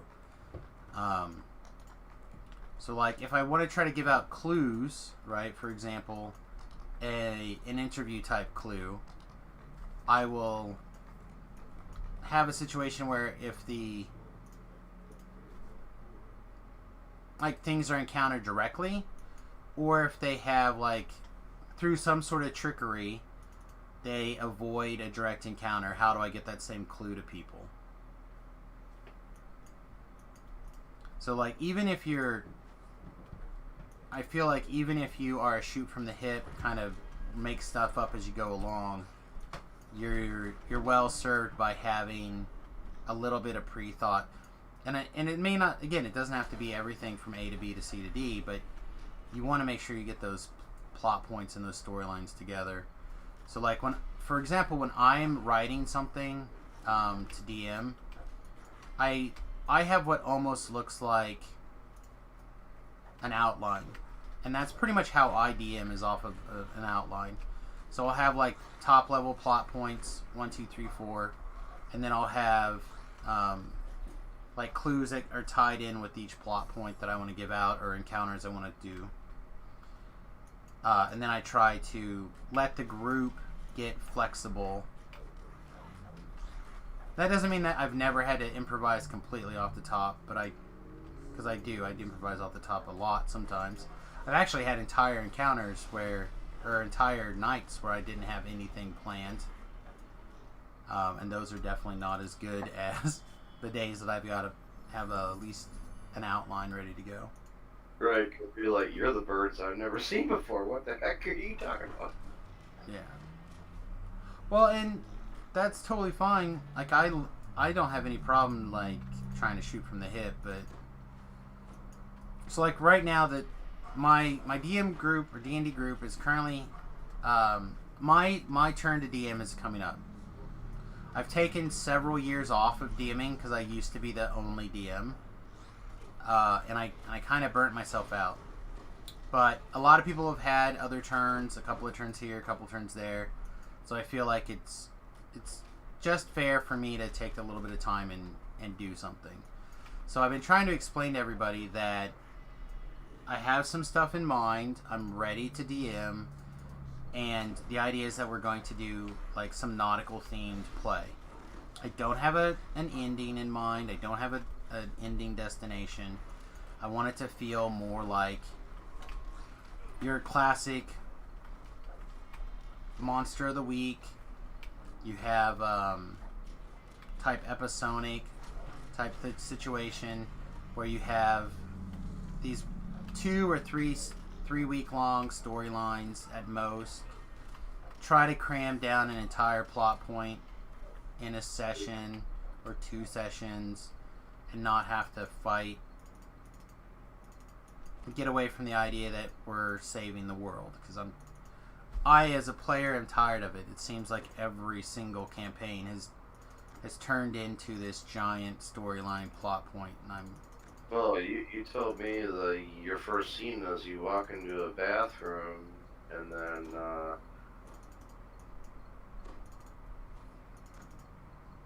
I'm curious to know where this is going. You gotta fight this fucker or something. Language, please. Sorry. So, am I right? I mean, not right now. So our current adventure is going to be, like I said, very nautical themed. So, like, one of the things that I have told everybody about when I told them that I wanted to do nautical themed is they're like, well, we'll just all play Warforged then. So we don't have to, because I told them that I want to make sure to have the appropriate nautical dangers. They're like, oh, we're all just going to be Warforged. I'm like, okay.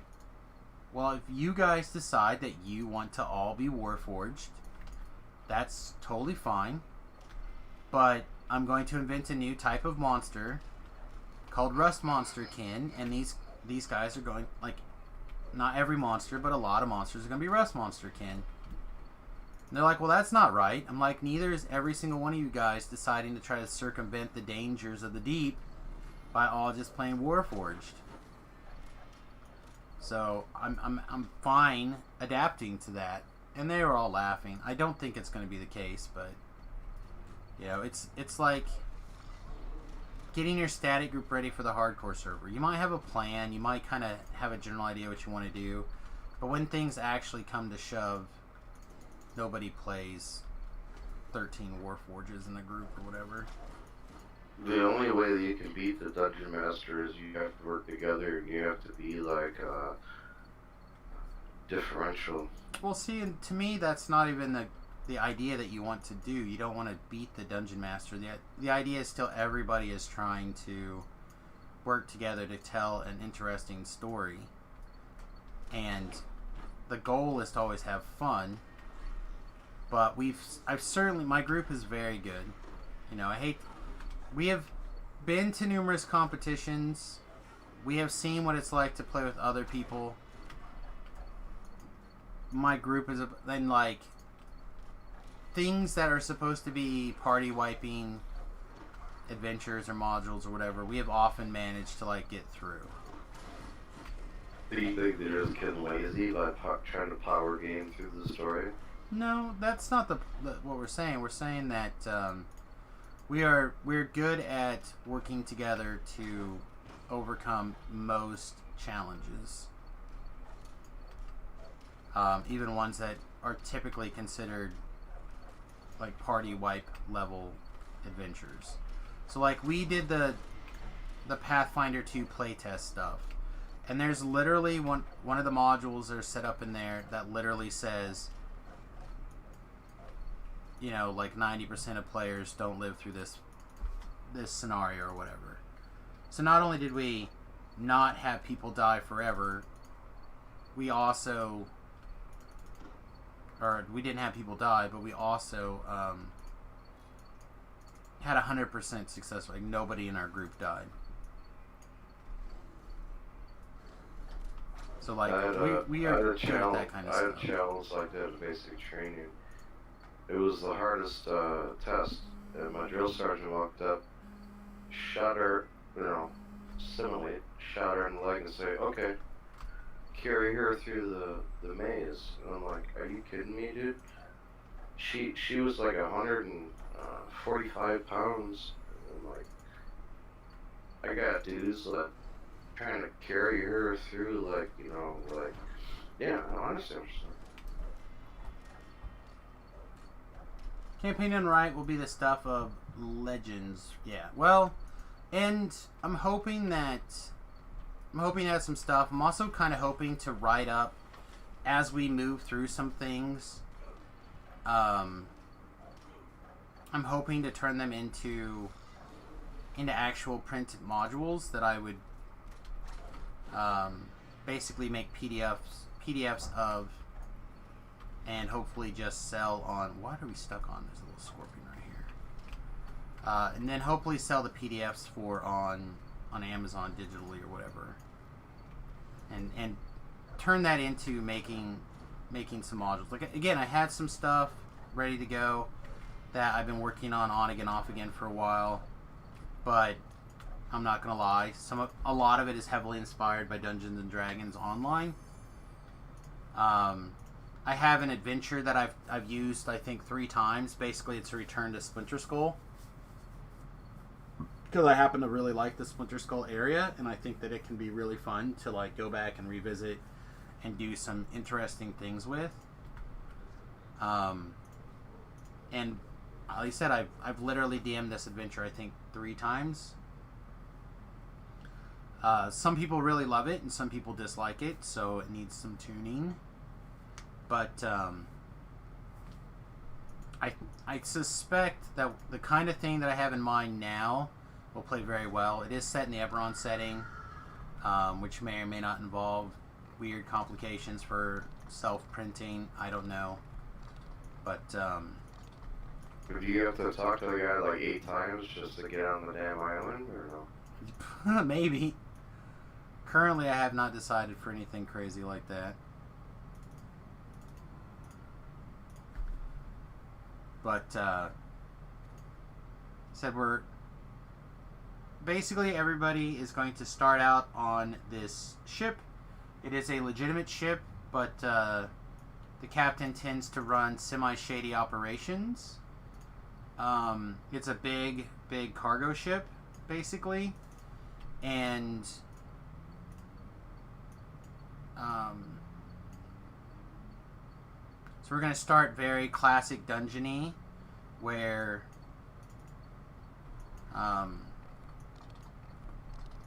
the overall initial plot is going to kind of start out with this idea that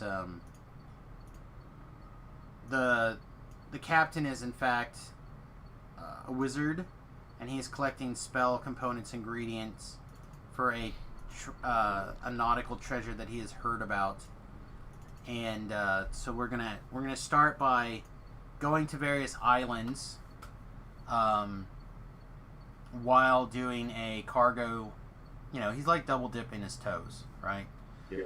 And he so why he's transporting this large cargo from point A to point B, we're also going to stop on these smaller islands to pick up ingredients and explore,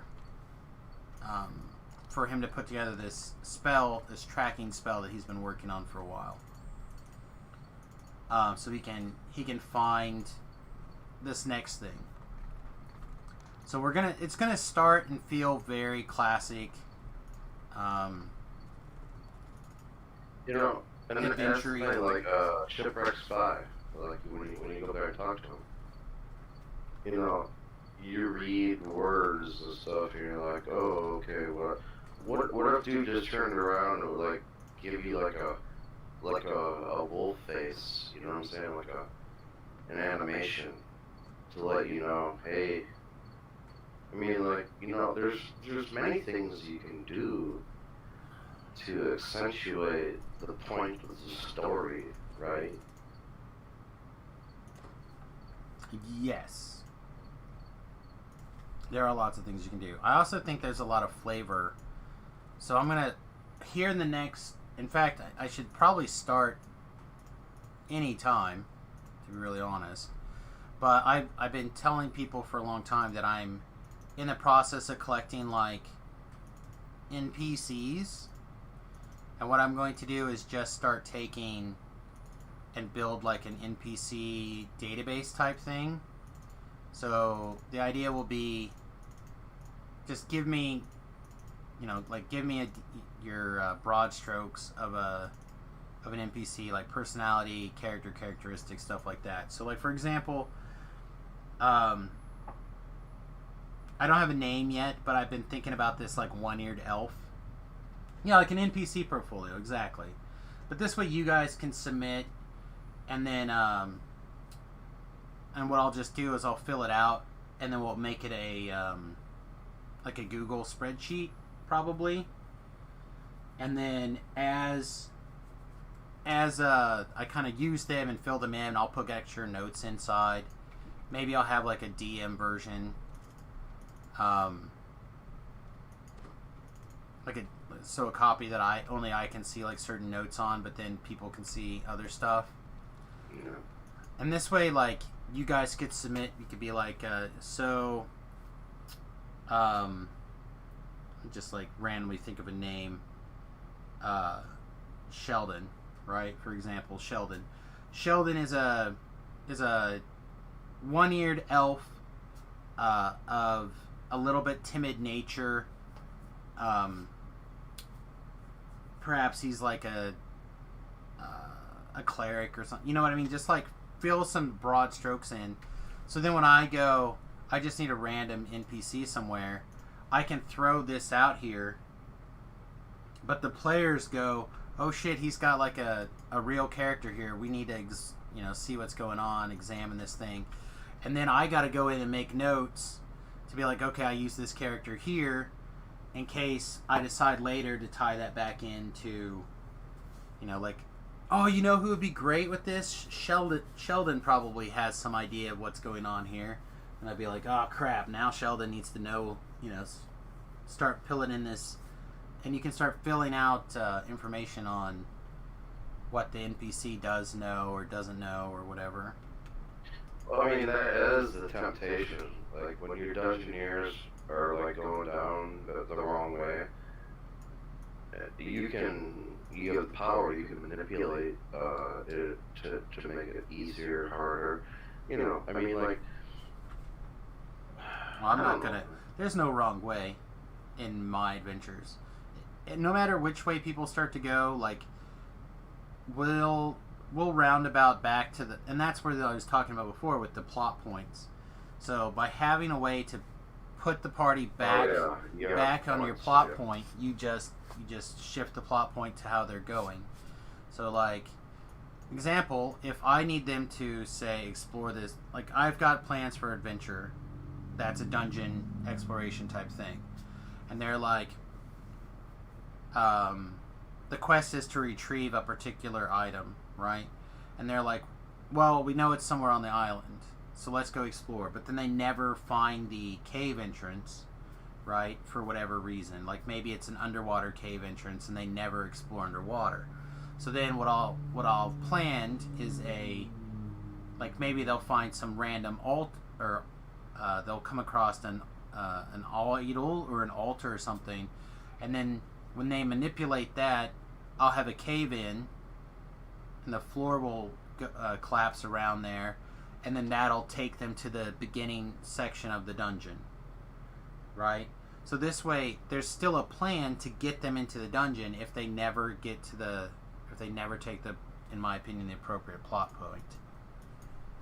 So, it's all that. You're leading them to the next plot. Correct. Okay, I get it. Correct.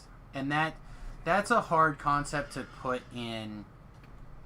I think in a module. So I've been what I've been working on for a long time is trying to figure out how to accurately kind of put those kind of things together. Because most people in I think I'm going to the Blue Water Inn. Most people who, when you follow a story, again, it's very streamlined. It's on rails, etc. Okay, I think I'm gonna take a little bit. I'm gonna play a little bit longer here, so I'm gonna tear through Chain 2 of Ravenloft. You're gonna level me. I gotta take a break. I got people waiting on me, bro. That's fine. Like I said, It was good talk, Samuels. have fun. Take Thank care of what you gotta take care of. Helping me with my XP. Yep, it's no bigs. All right, so let's get this on. This on. But yeah, I don't know. I'm very excited to get the mantle, the DM back on, and do some stuff, and hopefully it'll stay fresh. Like I really was looking at doing.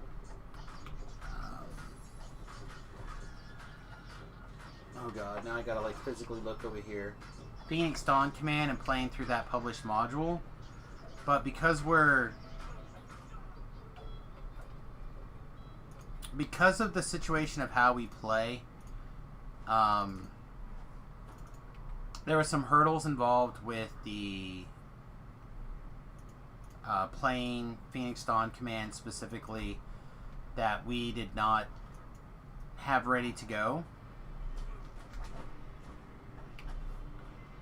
So instead, we're just going to play 5th edition Dungeons and Dragons, and hope that sooner than later we can overcome those hurdles and play some Phoenix Dawn eventually.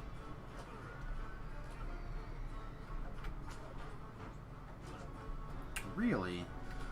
This guy's a ninja.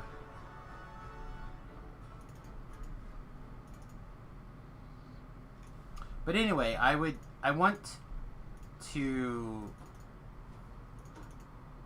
have a resource at my disposal that I think some people do not have, or some people don't realize that they have, and it's you guys, right? So you guys able to give me suggestions, or even if it's just like a table of traits. Like I've actually just been considering building a phone app, like a DM aid, that is just like a bunch of random physical traits, a bunch of random personality traits, and it just like randomly assembles a bunch of names, and it just like randomly assembles an NPC portfolio, I guess, and then you can like save it. So you can tap into that as a DM. I think that would be a reasonable idea, and I don't think it would be hard to do. Then of course you could always sell updates, right?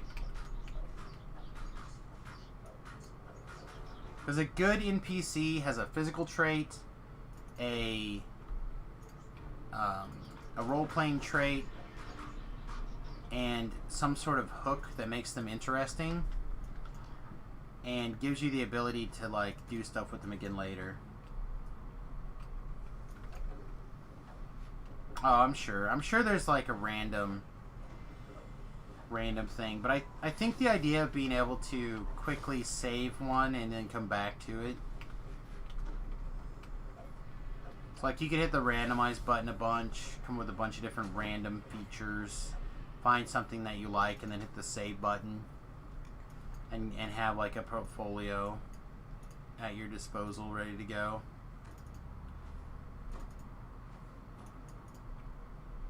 Even have like, you know, like weapon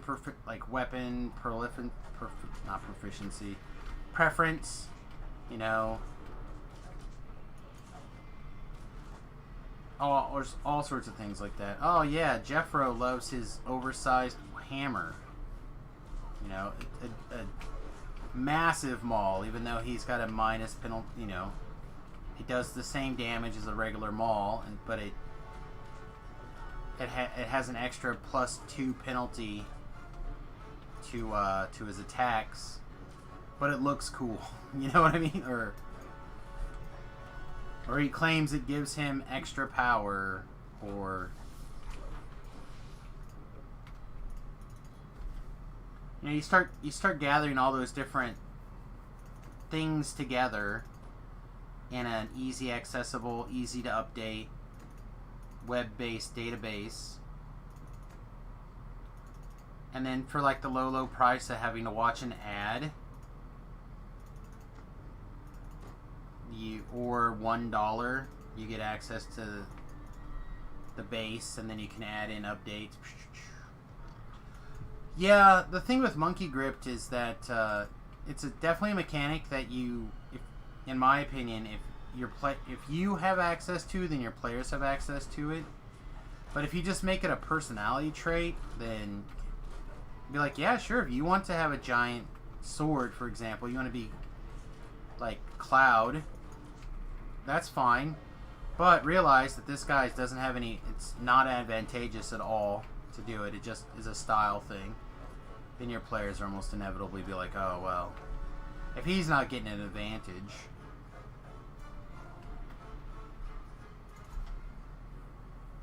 Then you're like, no, the advantage is that he's memorable. That's the point. Exactly. Just like the Insanity Blade in DDO.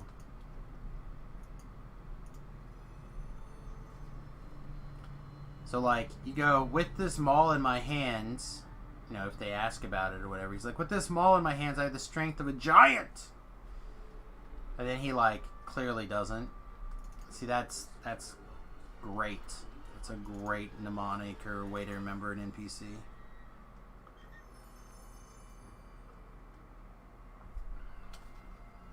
He's like, see, I have the strength of a giant, and he like barely can lift the hammer. He can't swing it around at all.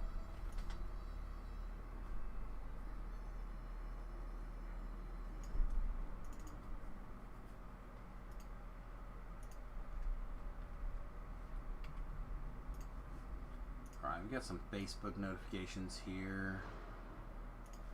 People wanting to know if we're already taking pre-orders for the new set. The answer is no. Afraid not. As far as I know. We will be taking them soon, but not yet.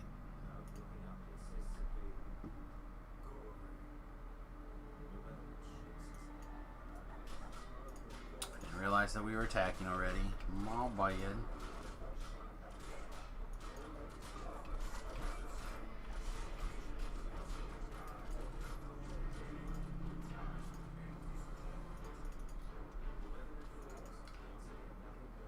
What am I drinking? Just tea. Just tea. I think this is Nedley tea. They actually have a relatively thick real leaves in it, even though it's about the same price as like a powdered tea. And they come in these little round bags. So it's pretty good. You had your Kato coffee? Yeah, I have not broken fast yet today.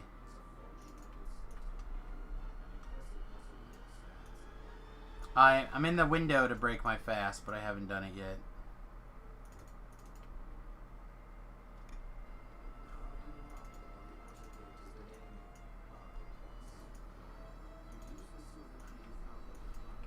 Yeah, the scale says 272 today, I think that said. So if you take the heaviest that same scale said I weighed this year, which was 320, that's almost 50 pounds.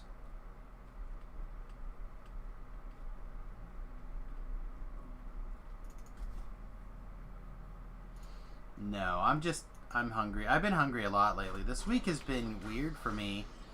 My head has been moderate. Like 3-ish, 4-ish occasionally. Like nothing too bad. And I've slept like a lot. I've had several several nights where I've gotten like today even I slept almost 8 hours. I haven't slept 8 hours in a row unless I've been sick, and I don't even know how long. Like I don't have windows where it's not that pain. It's the pain doesn't keep me awake. I should be on the other weapon. In forever. So it's been weird. And I've been hungry all the time. Said usually I don't find myself like super hungry on this diet, but I'm super hungry.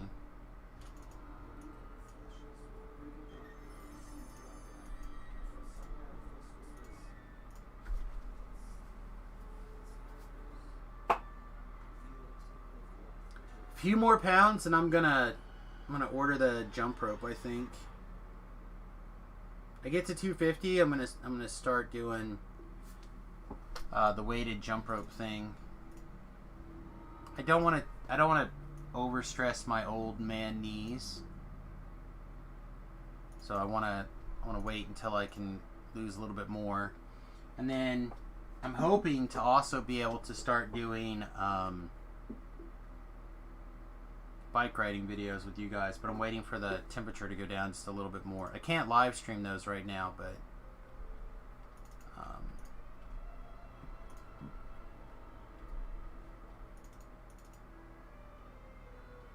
I'm hoping to at least record the videos and put them out on YouTube. You know, like going through the park, a couple of different parks, whatever, showing off the old Sarlona here.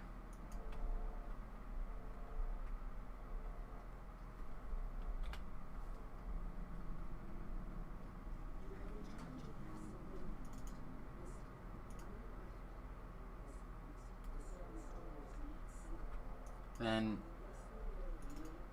probably also look at getting some hiking or jogging or running, you know, some sort of other shoe for getting out and getting things going.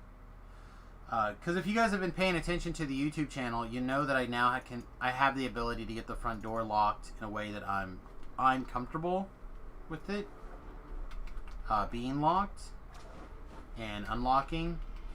So this week, the other thing that I hope to do is get the back lock panel installed. So if I can get to the point where I feel like the bus is basically secure, then I feel like we can start taking the bus out for like overnight trips. And once we can start doing that, then we can just like go to the lake, do some hiking, a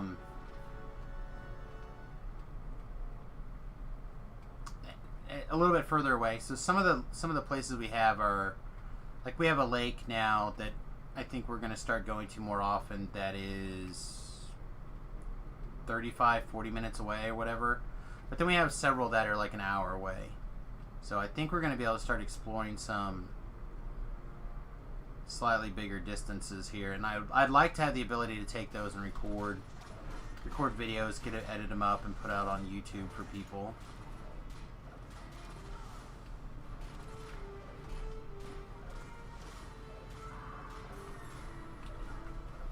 You've been doing some weight exercises, squats, sit-ups, and push-ups. Yeah, I was doing a lot of that stuff for a while, but like I was going to the gym real regularly, and I felt like while I was building muscle, I was not trimming any of the things that I wanted to trim. I did not feel like my endurance had increased the way that I wanted it to, but my arm strength increased or whatever.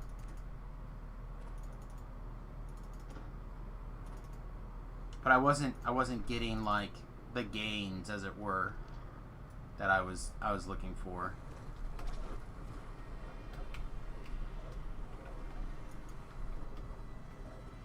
Which is weird because I have another friend who actually has been hitting Planet Fitness a lot doing lifting, and I'm tempted to reach out to him and see about getting on a plan together. But people working around my schedule is often problematic.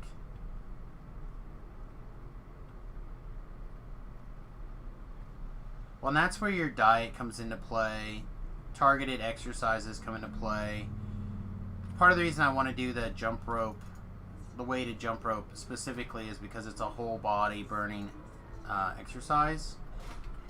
So your body tends to grab calories from storage in weird ways. I've really started getting into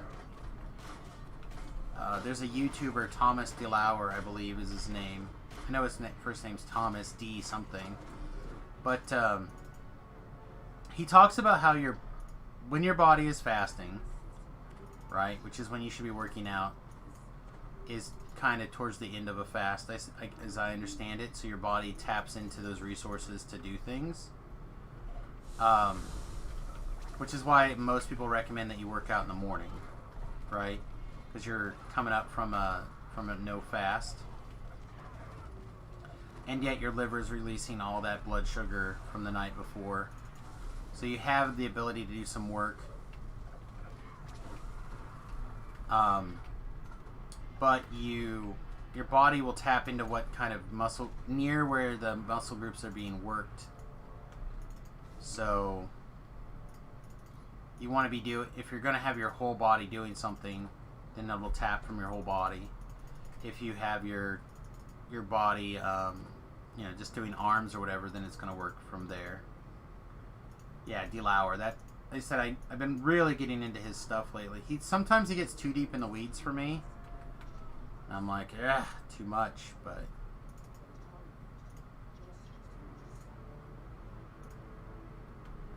I do like his videos, and he's a good at motivator.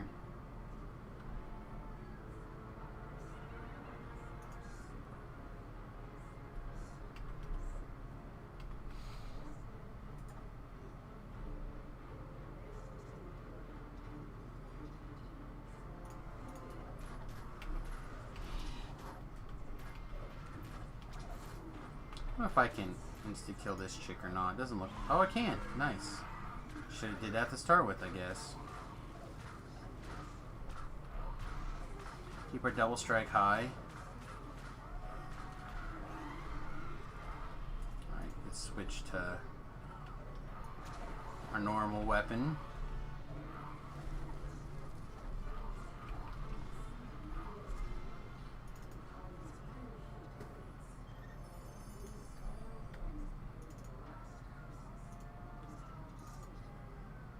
Do I need to read these notes? I can never recall. I don't care about the optional experience.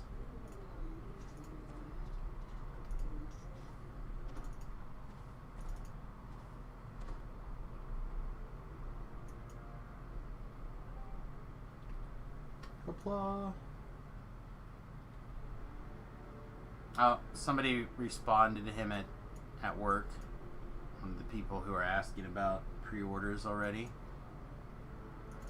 That's good. Put on our feather fall for like 13 seconds here.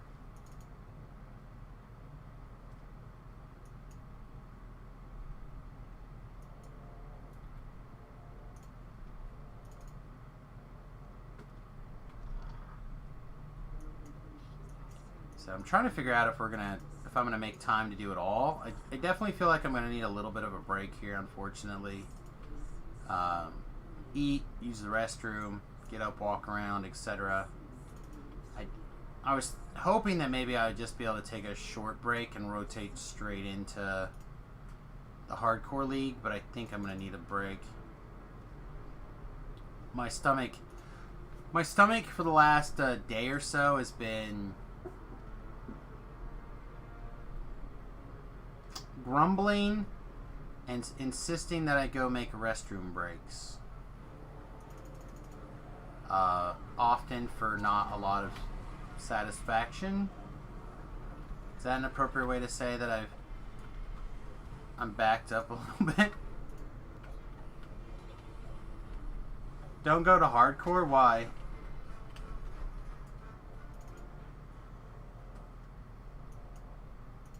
Are we having some lag issues over there?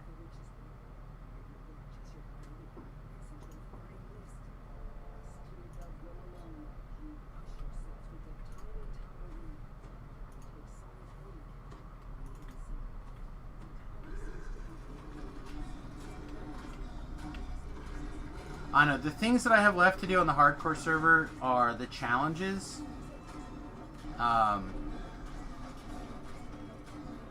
Is kind of where I need to work on next, so even with a little bit of lag, I'm not as worried about challenges as other stuff. Although you hadn't said that it's the challenges that are the problem, so...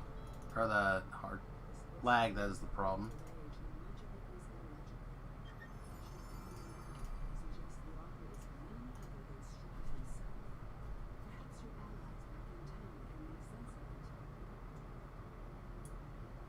Too many server and lag issues. Well, we'll see what happens. Like I said, I'll check it out. If it seems unlikely, then or unsafe, we'll abort. But said for the most part, we've got I think 6 challenges to do. I'm currently at 6,050 favor. So if I can squeeze out just a little bit more, get back in the with that 36 favor, that will put me at just a little under 6,100. That'll move me back into the top 10, which I don't feel like I have to stay in the top 10.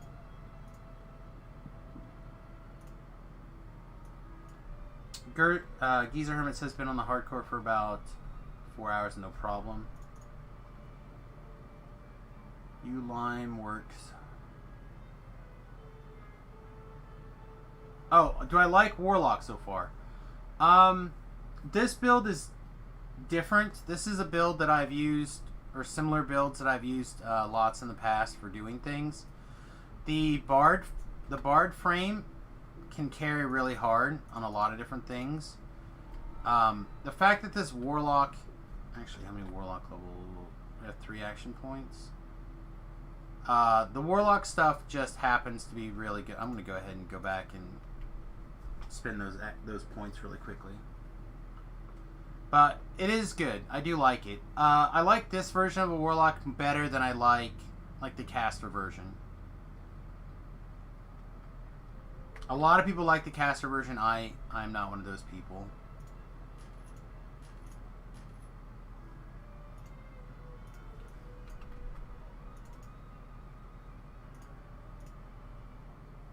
Yeah, this is all so right now we've got the 33 points in Swashbuckler. We're gonna go up here. We're fighting to get to Brilliance, basically, is where we want to go. We'll probably eventually take Shield, so we don't have to keep casting Night Shield, but it's fine to do that for now. I have the build laid out on my website, but I'm gonna fiddle with it a little bit more, and then we're gonna start going up the Stalwart Defender tree once we get Brilliance, basically. So right now the plan is to put 21 points in Lightning and Spirit, 33 points in Swashbuckler. I'd like to put I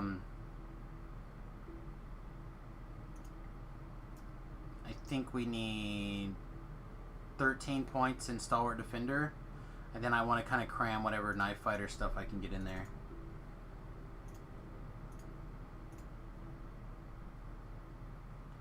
Actually, thinking about it, have you thought about Paladin versus Warlock as the defensive part of the build and differences between them? So the only class that I've thought about replacing this with, the Warlock part, has been Artificer, and that would be if I was planning on doing I have to use a chime here. if I was going to use a Warforged,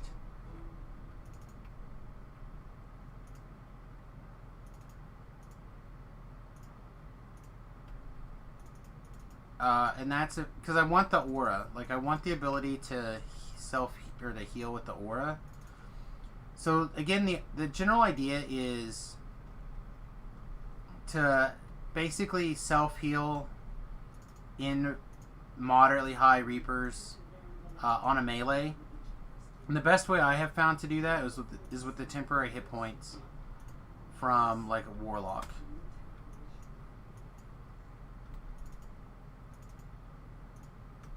Right, but you could do Renegade Mastermaker in the Artificer tree, but you don't want to take the extra penalty to the self-healing, so I think you have to be a full robot to take advantage of that healing. That is my current feelings, anyhow.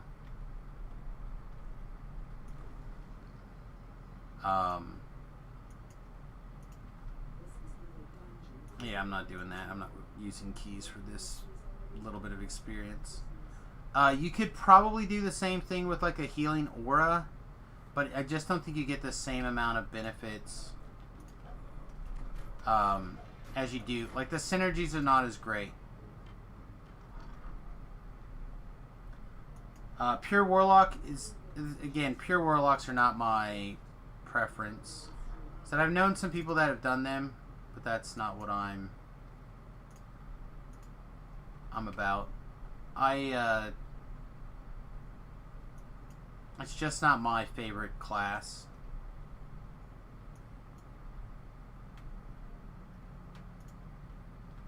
Pure Wizard, Pure Sorc, Pure Cleric.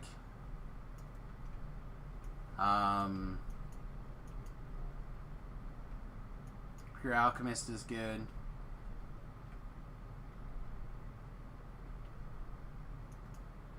Yeah, see, that's just it. I feel like the Warlocks are...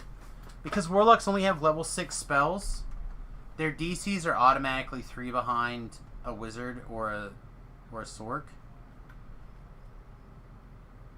And I would... If I was going to play a DC-based class, I would rather it be a DC-based class that didn't have a 3-level disadvantage. I'm not saying you can't get there, but it feels bad to start with. They do have a particularly powerful spell in the Tentacles, I agree.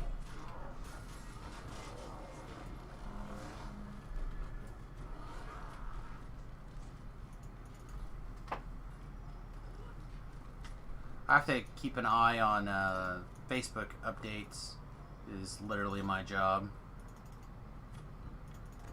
There's nothing else for you to attack your guy? Like, not one other...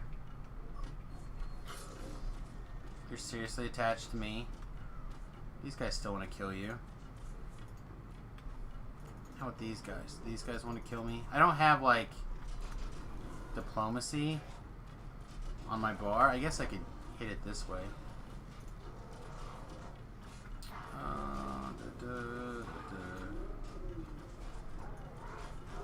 Let's drag it on my bar here somewhere. See if I can get them diploed off me.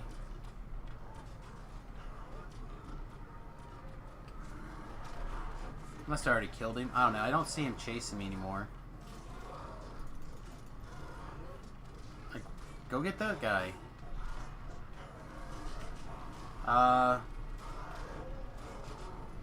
You can do a tankish DPS melee Warlock. Well, this will turn out, I think, to be that way. Again, I played it a couple of different times. This is the class build split that I used for, I'd say, probably 50% of my epic grinding, my epic past life grinding, and the Wayback Machine.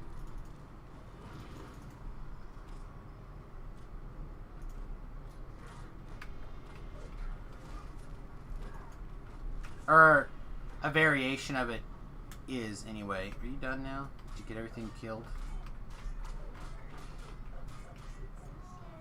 Did you do your duty in PC and successfully kill all the monsters so I don't have to?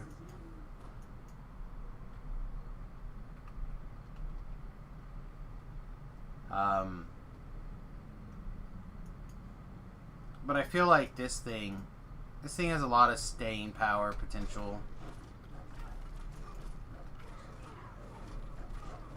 I like the super high double strike pretty early. I like the various crowd control aspects of it. I like the at least for heroics, the DPS is still okay. I'm not sure what kind of weaponry is really available post level 20. At 21, you could get a Barovian dagger, and that's fine. At level 23, you could get the knife in the dark, or whatever that's called, agony, which is also fine.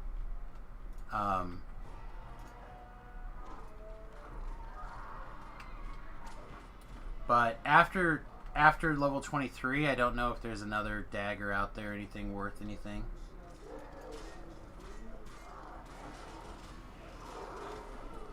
Yeah, like I said, I essentially soloed my way through almost all of my past lives, my epic past lives. And it was basically, there were 3 builds that I did that on. I did a pure wizard, and I did this build, and I did a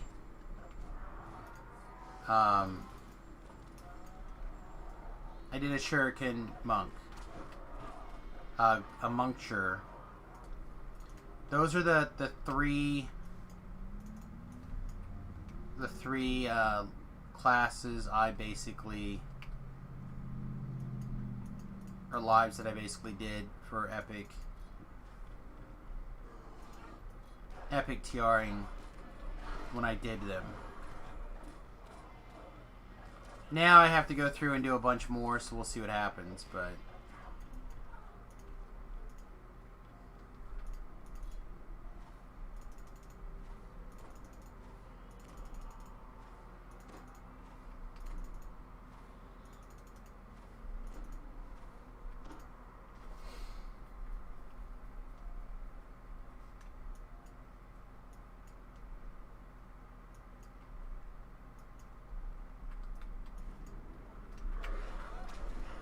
well, I'm almost out of racial lives. So after this one, I move on to human, and that's my last racial life until Feywild.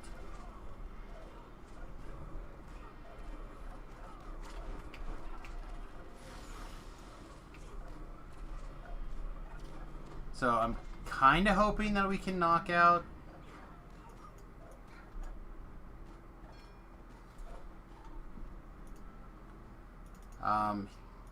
the humans before Feywild appear, and then I can focus on shifter things. But the reason why is when I did my lives here, right? I picked past life feats that I thought would always be. Oh my god, did I not put my past life feats on? Oh, there they are. I basically selected these. So Arcane Alacrity, Colors of the Queen, Power of Life and Death, and Skill Mastery. But they have added some since then that are actually, I think, pretty good, and I have not taken the time to grind those out.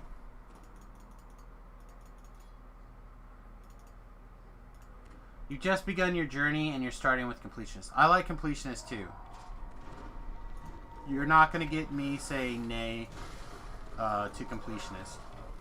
This is how I recommend a lot of things, though.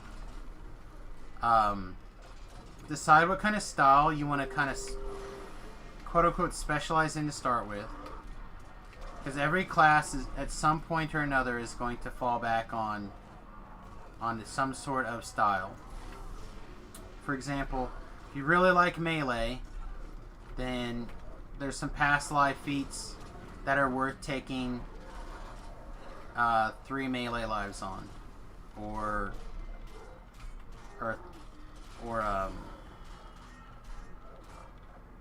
if you really like ranged, like we were talking about last night, I think, and I said that if I were to do it over again, right, with all of my knowledge starting over today, say that my account got banned for some reason and I had to start all over again, what would I do?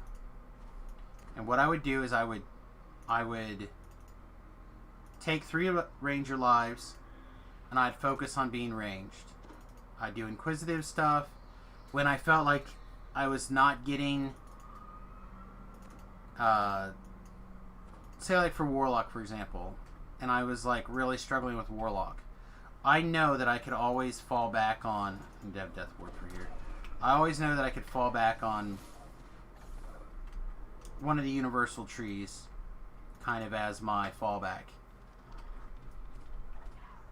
So like even if I had to make again using Warlock for an example, even if I didn't care for Warlock and I needed something, I could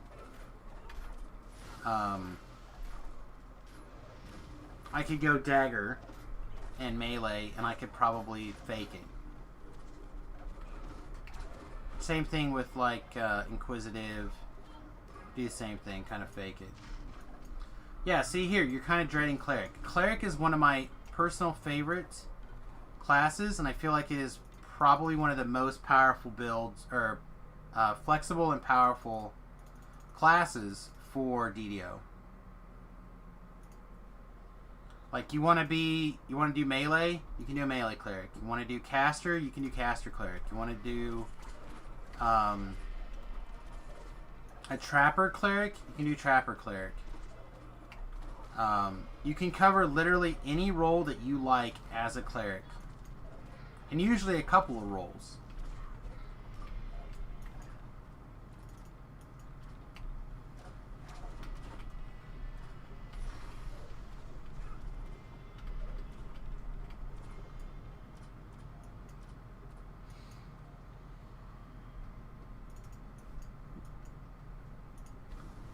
We were talking about it a little bit earlier,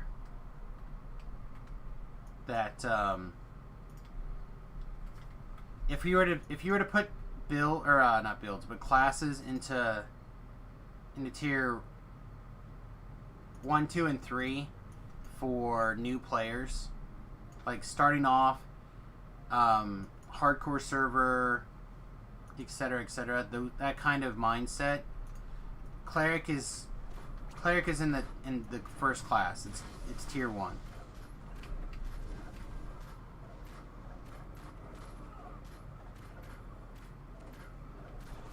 Alright, let's kill this thing.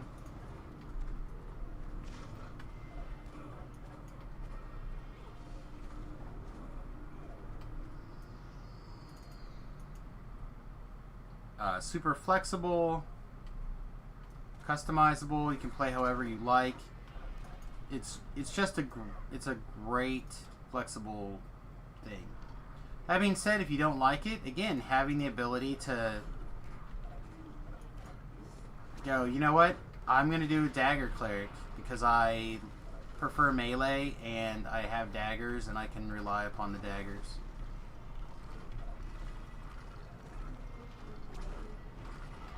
Yeah. Well, and again, having the ability, especially with the universal trees in particular, to be able to lean on them during certain periods of time when if you find a spot where you're struggling, I think is a powerful tool that a lot of people don't appreciate. Found out that Vanguard Fighter was not your taste. Oh, that... do I want to spin... No, I'm not spinning a bell to do that, and I'm not going to run around and find the right key. But yeah, certain styles are certainly not up everybody's alley. Let's get out of here.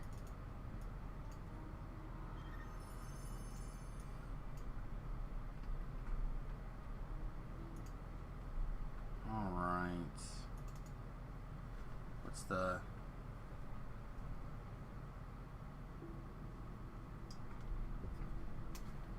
What's the last one here?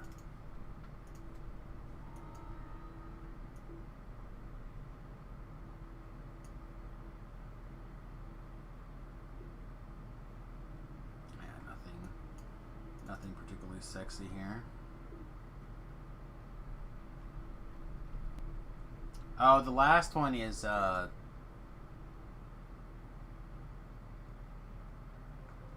Amber Temple. Alright, we'll see if we can go in and get a quick Amber Temple. And then we'll probably take a break. So we'll probably take a break for at least an hour. And then hopefully we'll be able to switch over to the hardcore server. And work on House C challenges. So, if you happen to be level 25 or higher, holler at me on the hardcore server. I would love to have help on challenges. Anybody who is on the hardcore server over level 25 and is interested in helping. I think that's all you have to be. I realize there's not that many people over level 25. I don't even think you have to be over level 25 either, to be honest. I think you just have to be willing to do level 25 challenges. And like I said, we have 6 more to do. And if I can, on average, 5-star them, I'll be in great shape. If I can 6-star them, even better. Alright, I'm going to start by just going down here. I've actually changed my pattern quite a bit for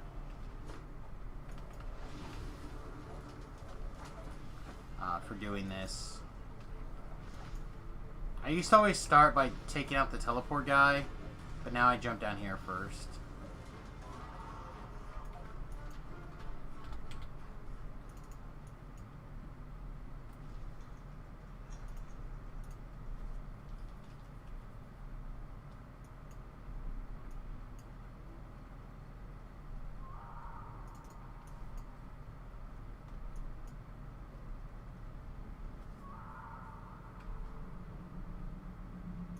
Never seen it where there's 2 scrolls in the same area.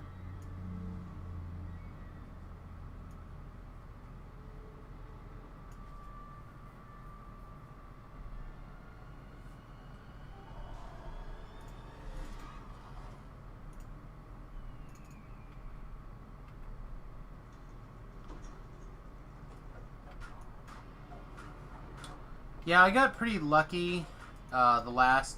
Like, I know enough of the Underdark that to be dangerous.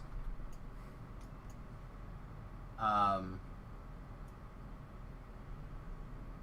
not necessarily enough to lead people through. So I got pretty fortunate that my team had not fallen apart at that time. My team did eventually, like, half fall apart if you haven't been paying attention. I lost Thoughtgar and or Gore, however he calls himself. We lost Gore, and then because he took a death, I think, making us a couple of silly mistakes. But he took a death and didn't want to risk dying on hardcore. He wanted to bring his character back alive, which I totally appreciate and understand. So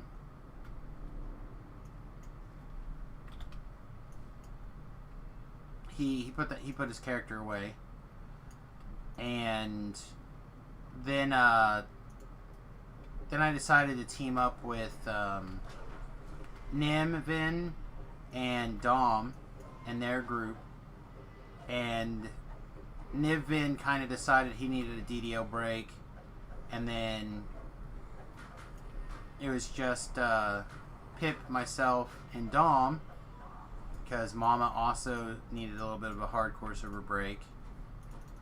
And then Dom has become ill for the last couple of weeks, so he hasn't been around. So like now it's just me and Pip trying to figure out how to do stuff. Neither one of us really play epics very much. So together we're trying to like lead each other through things, I guess. It's a little bit weird. Fortunately, I've been really lucky, and some viewers have kind of helped out here and there with their experience. Wow, this guy didn't get killed. That's lame.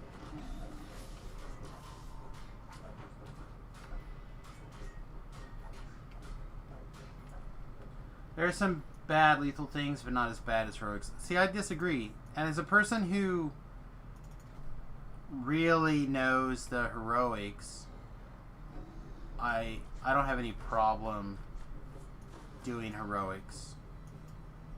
We're not going to get that experience either.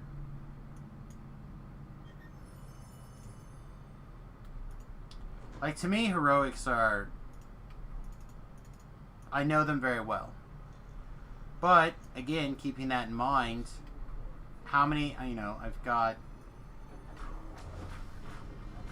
now lost track of how many lives I have done. Just counting the ones that I can track, not even counting the ones I couldn't. Because I've probably done 5 or 6 wizard lives that have never counted as anything.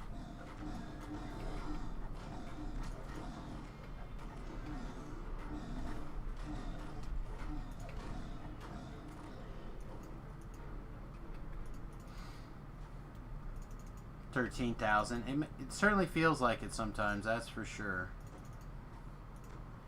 Alright, so here's a trick. If you hard click this this guy and you have the right potions, you can use a regular potion to heal him.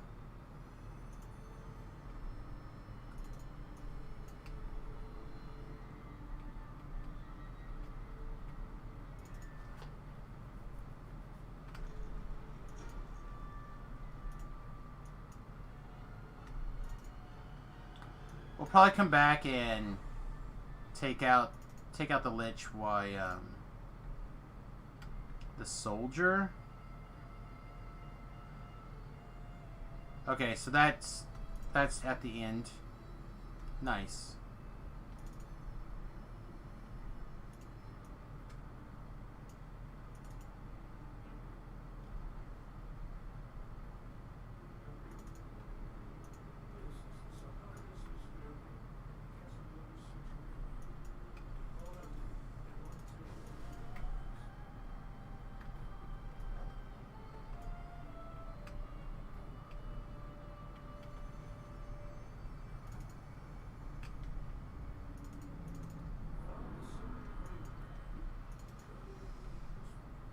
This story it's interesting, but man, when you're the one that has to run through all the parts of it, it's tiresome.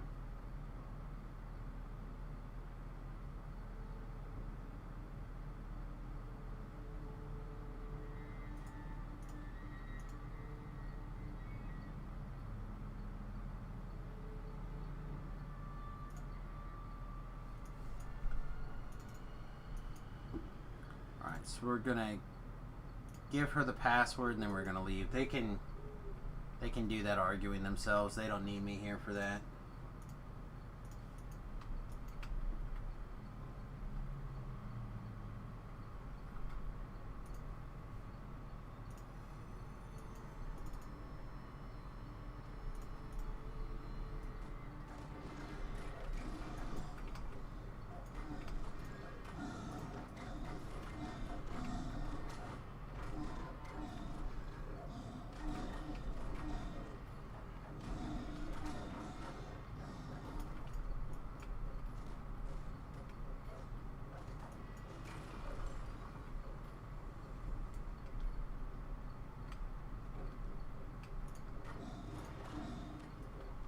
Really? Another thing didn't die? That's annoying. This guy not dying to this kind of stuff is not surprising, but that golem, he should have died.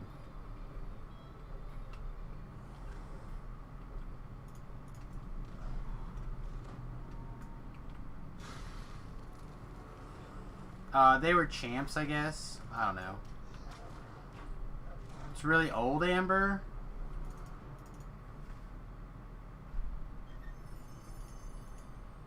Yeah, I wish I could tell you. It's just the art that they used. Alright, are we ready to fight yet? No, still no. Did I loot the treasure? I did, okay. So long!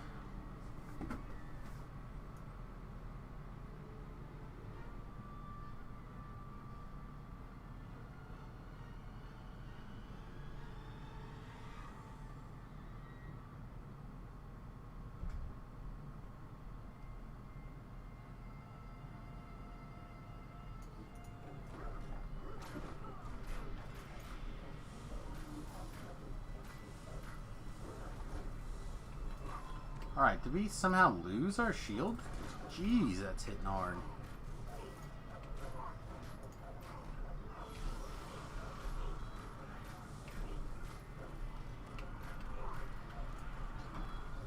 Let's look around this corner for 1 second here.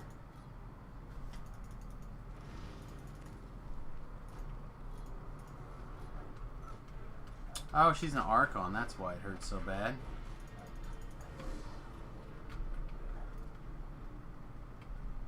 Alright, we good? Looks good. Alright, sweet. A Barovian throwing hammer. Exactly what I was looking for when I thought, you know what, let's do this optional. 2 other chests, though.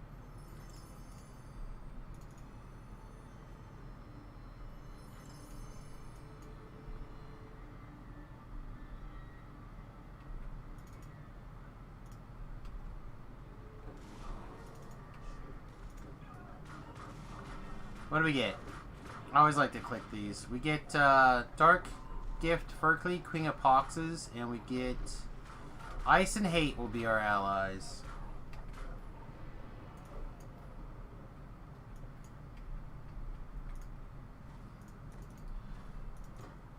If we were sticking around a little longer, it'd be nice to have these buffs. I don't dislike running around and hitting the various buffs. It amuses me. Oh, we didn't have a dagger in our hand. Oh, that's funny.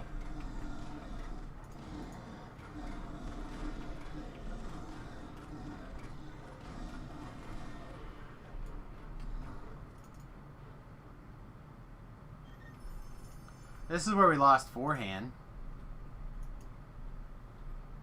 He ran down and grabbed this treasure on the Hardcore League. And then I went to get this treasure. And he ran around the outside and came around the front and stuff spawned and killed him.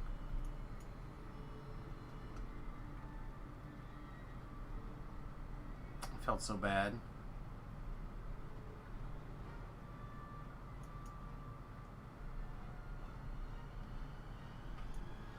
I was out of mana at the time, so there was nothing I could have done to help, but still was problematic. Yeah, I guess these golems are just immune? They didn't used to be immune. Should just kill anything that fails that save. Monsters. Alright. Well, that was not that bad. Took us, it's not even 3 o'clock yet, so pretty good shape. Like I said, I will be pausing here, probably for about an hour or so, and getting something to eat, using the restroom, etc., walking around. My plan is to come back at 4 to work on the hardcore server and do challenges. or close to 4. So hopefully I'll see each of you guys then.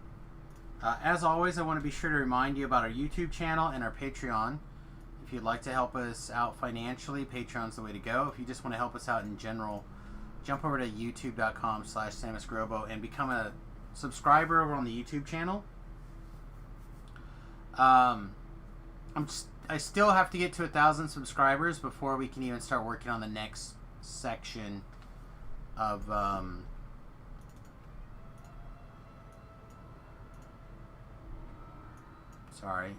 next section of monetizing the YouTube channel. So just going there and becoming a subscriber is a great first step in helping us out for making that happen. Alright everybody, with that, I'm going to get out of here, get some breakfast, take care of business. I don't raid people on DDO stream days because I like to try my best to keep an eye on the language on DDO stream days. However, Nooberski is streaming. Who else is streaming here? Noel Day is streaming. And the Dark Kings Guild is streaming. What time do you think I'll be back for the hardcourt? In about an hour, Pip. My plan is to try to come back around 4. I'll try to be back a little earlier than that, but I need to take time to get up, use the restroom, get something to eat. So I will try very hard to be back in an hour. Plus or minus a few minutes after that.